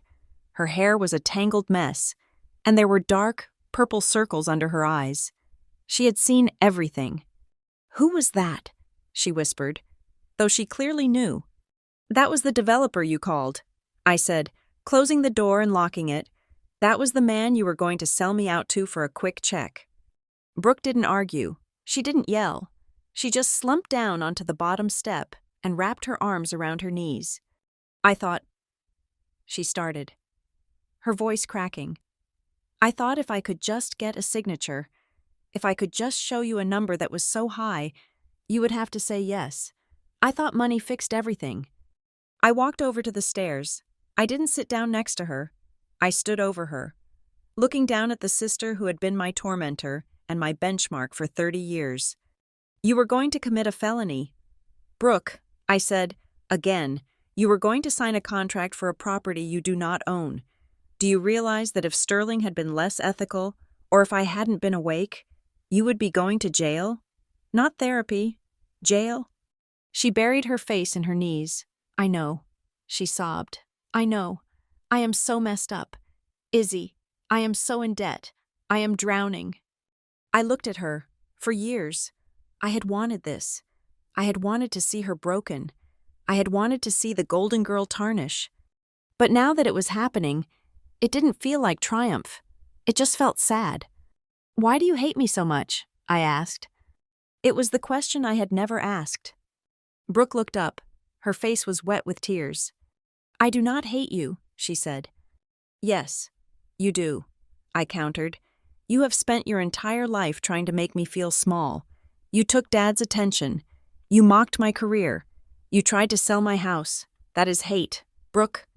She shook her head, wiping her nose with the back of her hand. "I do not hate you because you are small," she whispered. "I hate you because you are not." I stared at her. "You were always the strong one," Brooke said, her voice trembling. "Even when we were kids, Mom died, and I fell apart. I needed Dad to buy me things to make me feel better. I needed to be the prettiest, the smartest, the richest. But you just existed. You were okay being alone. You were okay being weird. You built a whole life without asking anyone for permission." She looked at me with a raw, painful honesty. "I looked at you, and I felt like a fraud," she admitted. "I have the MBA, I have the car, I have the clothes, but I am empty. Izzy, and you have this quiet power. I wanted to take the house because it was the one thing I thought I could win.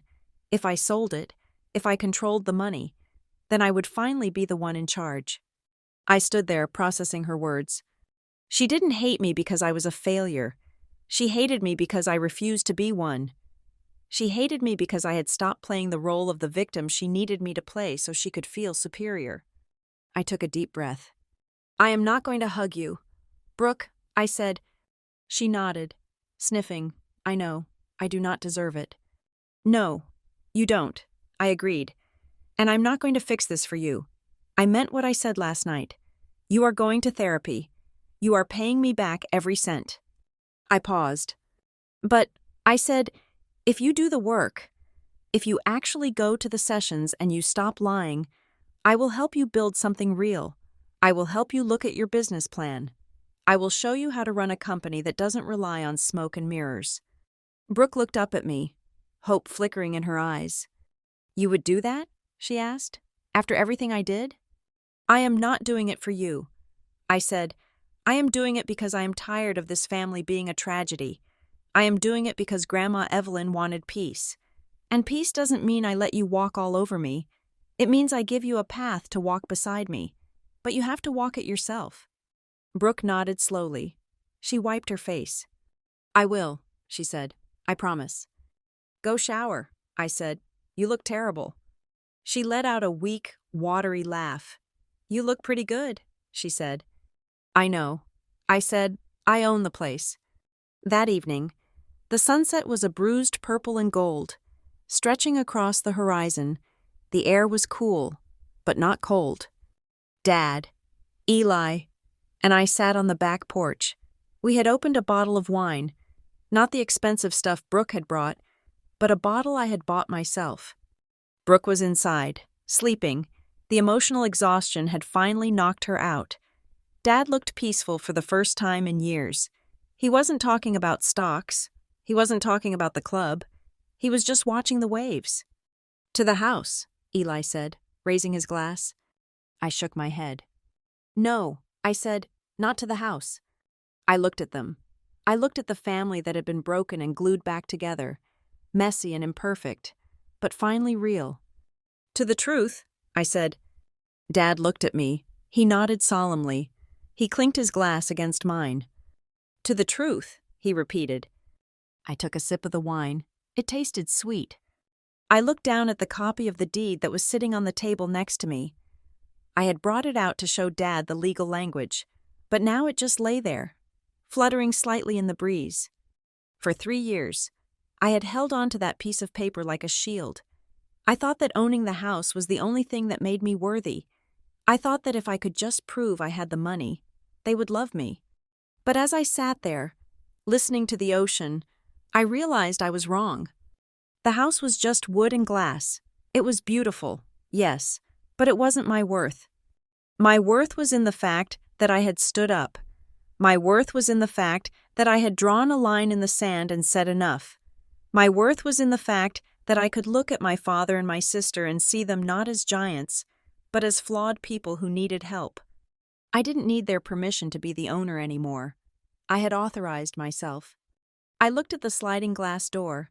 The lights were on inside the kitchen, casting a warm yellow glow. In the reflection of the glass, I could see myself sitting in the chair, and superimposed over my reflection, taped to the inside of the glass where Lydia had left it for safekeeping, was the listing agreement she had voided. The words were backward in the reflection, but I could read them clearly. Owner, Isabel Ford. I smiled. I remembered the title of the story I had told myself for years. The Invisible Daughter, The Freelancer, The Failure. Those stories were over. The new story had begun on Thanksgiving. The story of how my sister listed our beach house for sale, thinking she was the main character, until the realtor saw my name. But the most important part wasn't that the realtor saw my name. It was that, finally, I saw it too. I took another sip of wine and watched the sun dip below the water. The house stood strong around me, anchoring us against the wind. And for the first time, I didn't just feel like I was occupying space. I felt like I was home. Thank you so much for listening to this story of betrayal, boundaries, and finding your voice. I would love to know where you are tuning in from today. Are you listening while driving, cooking, or maybe relaxing at your own version of Seabrook Cove? Please let me know in the comments below so we can connect. If you enjoyed seeing Isabel take back her power, please subscribe to the Lila Revenge Stories channel, like this video, and hit that hype button to help this story reach more people who need a reminder that their worth is not up for negotiation.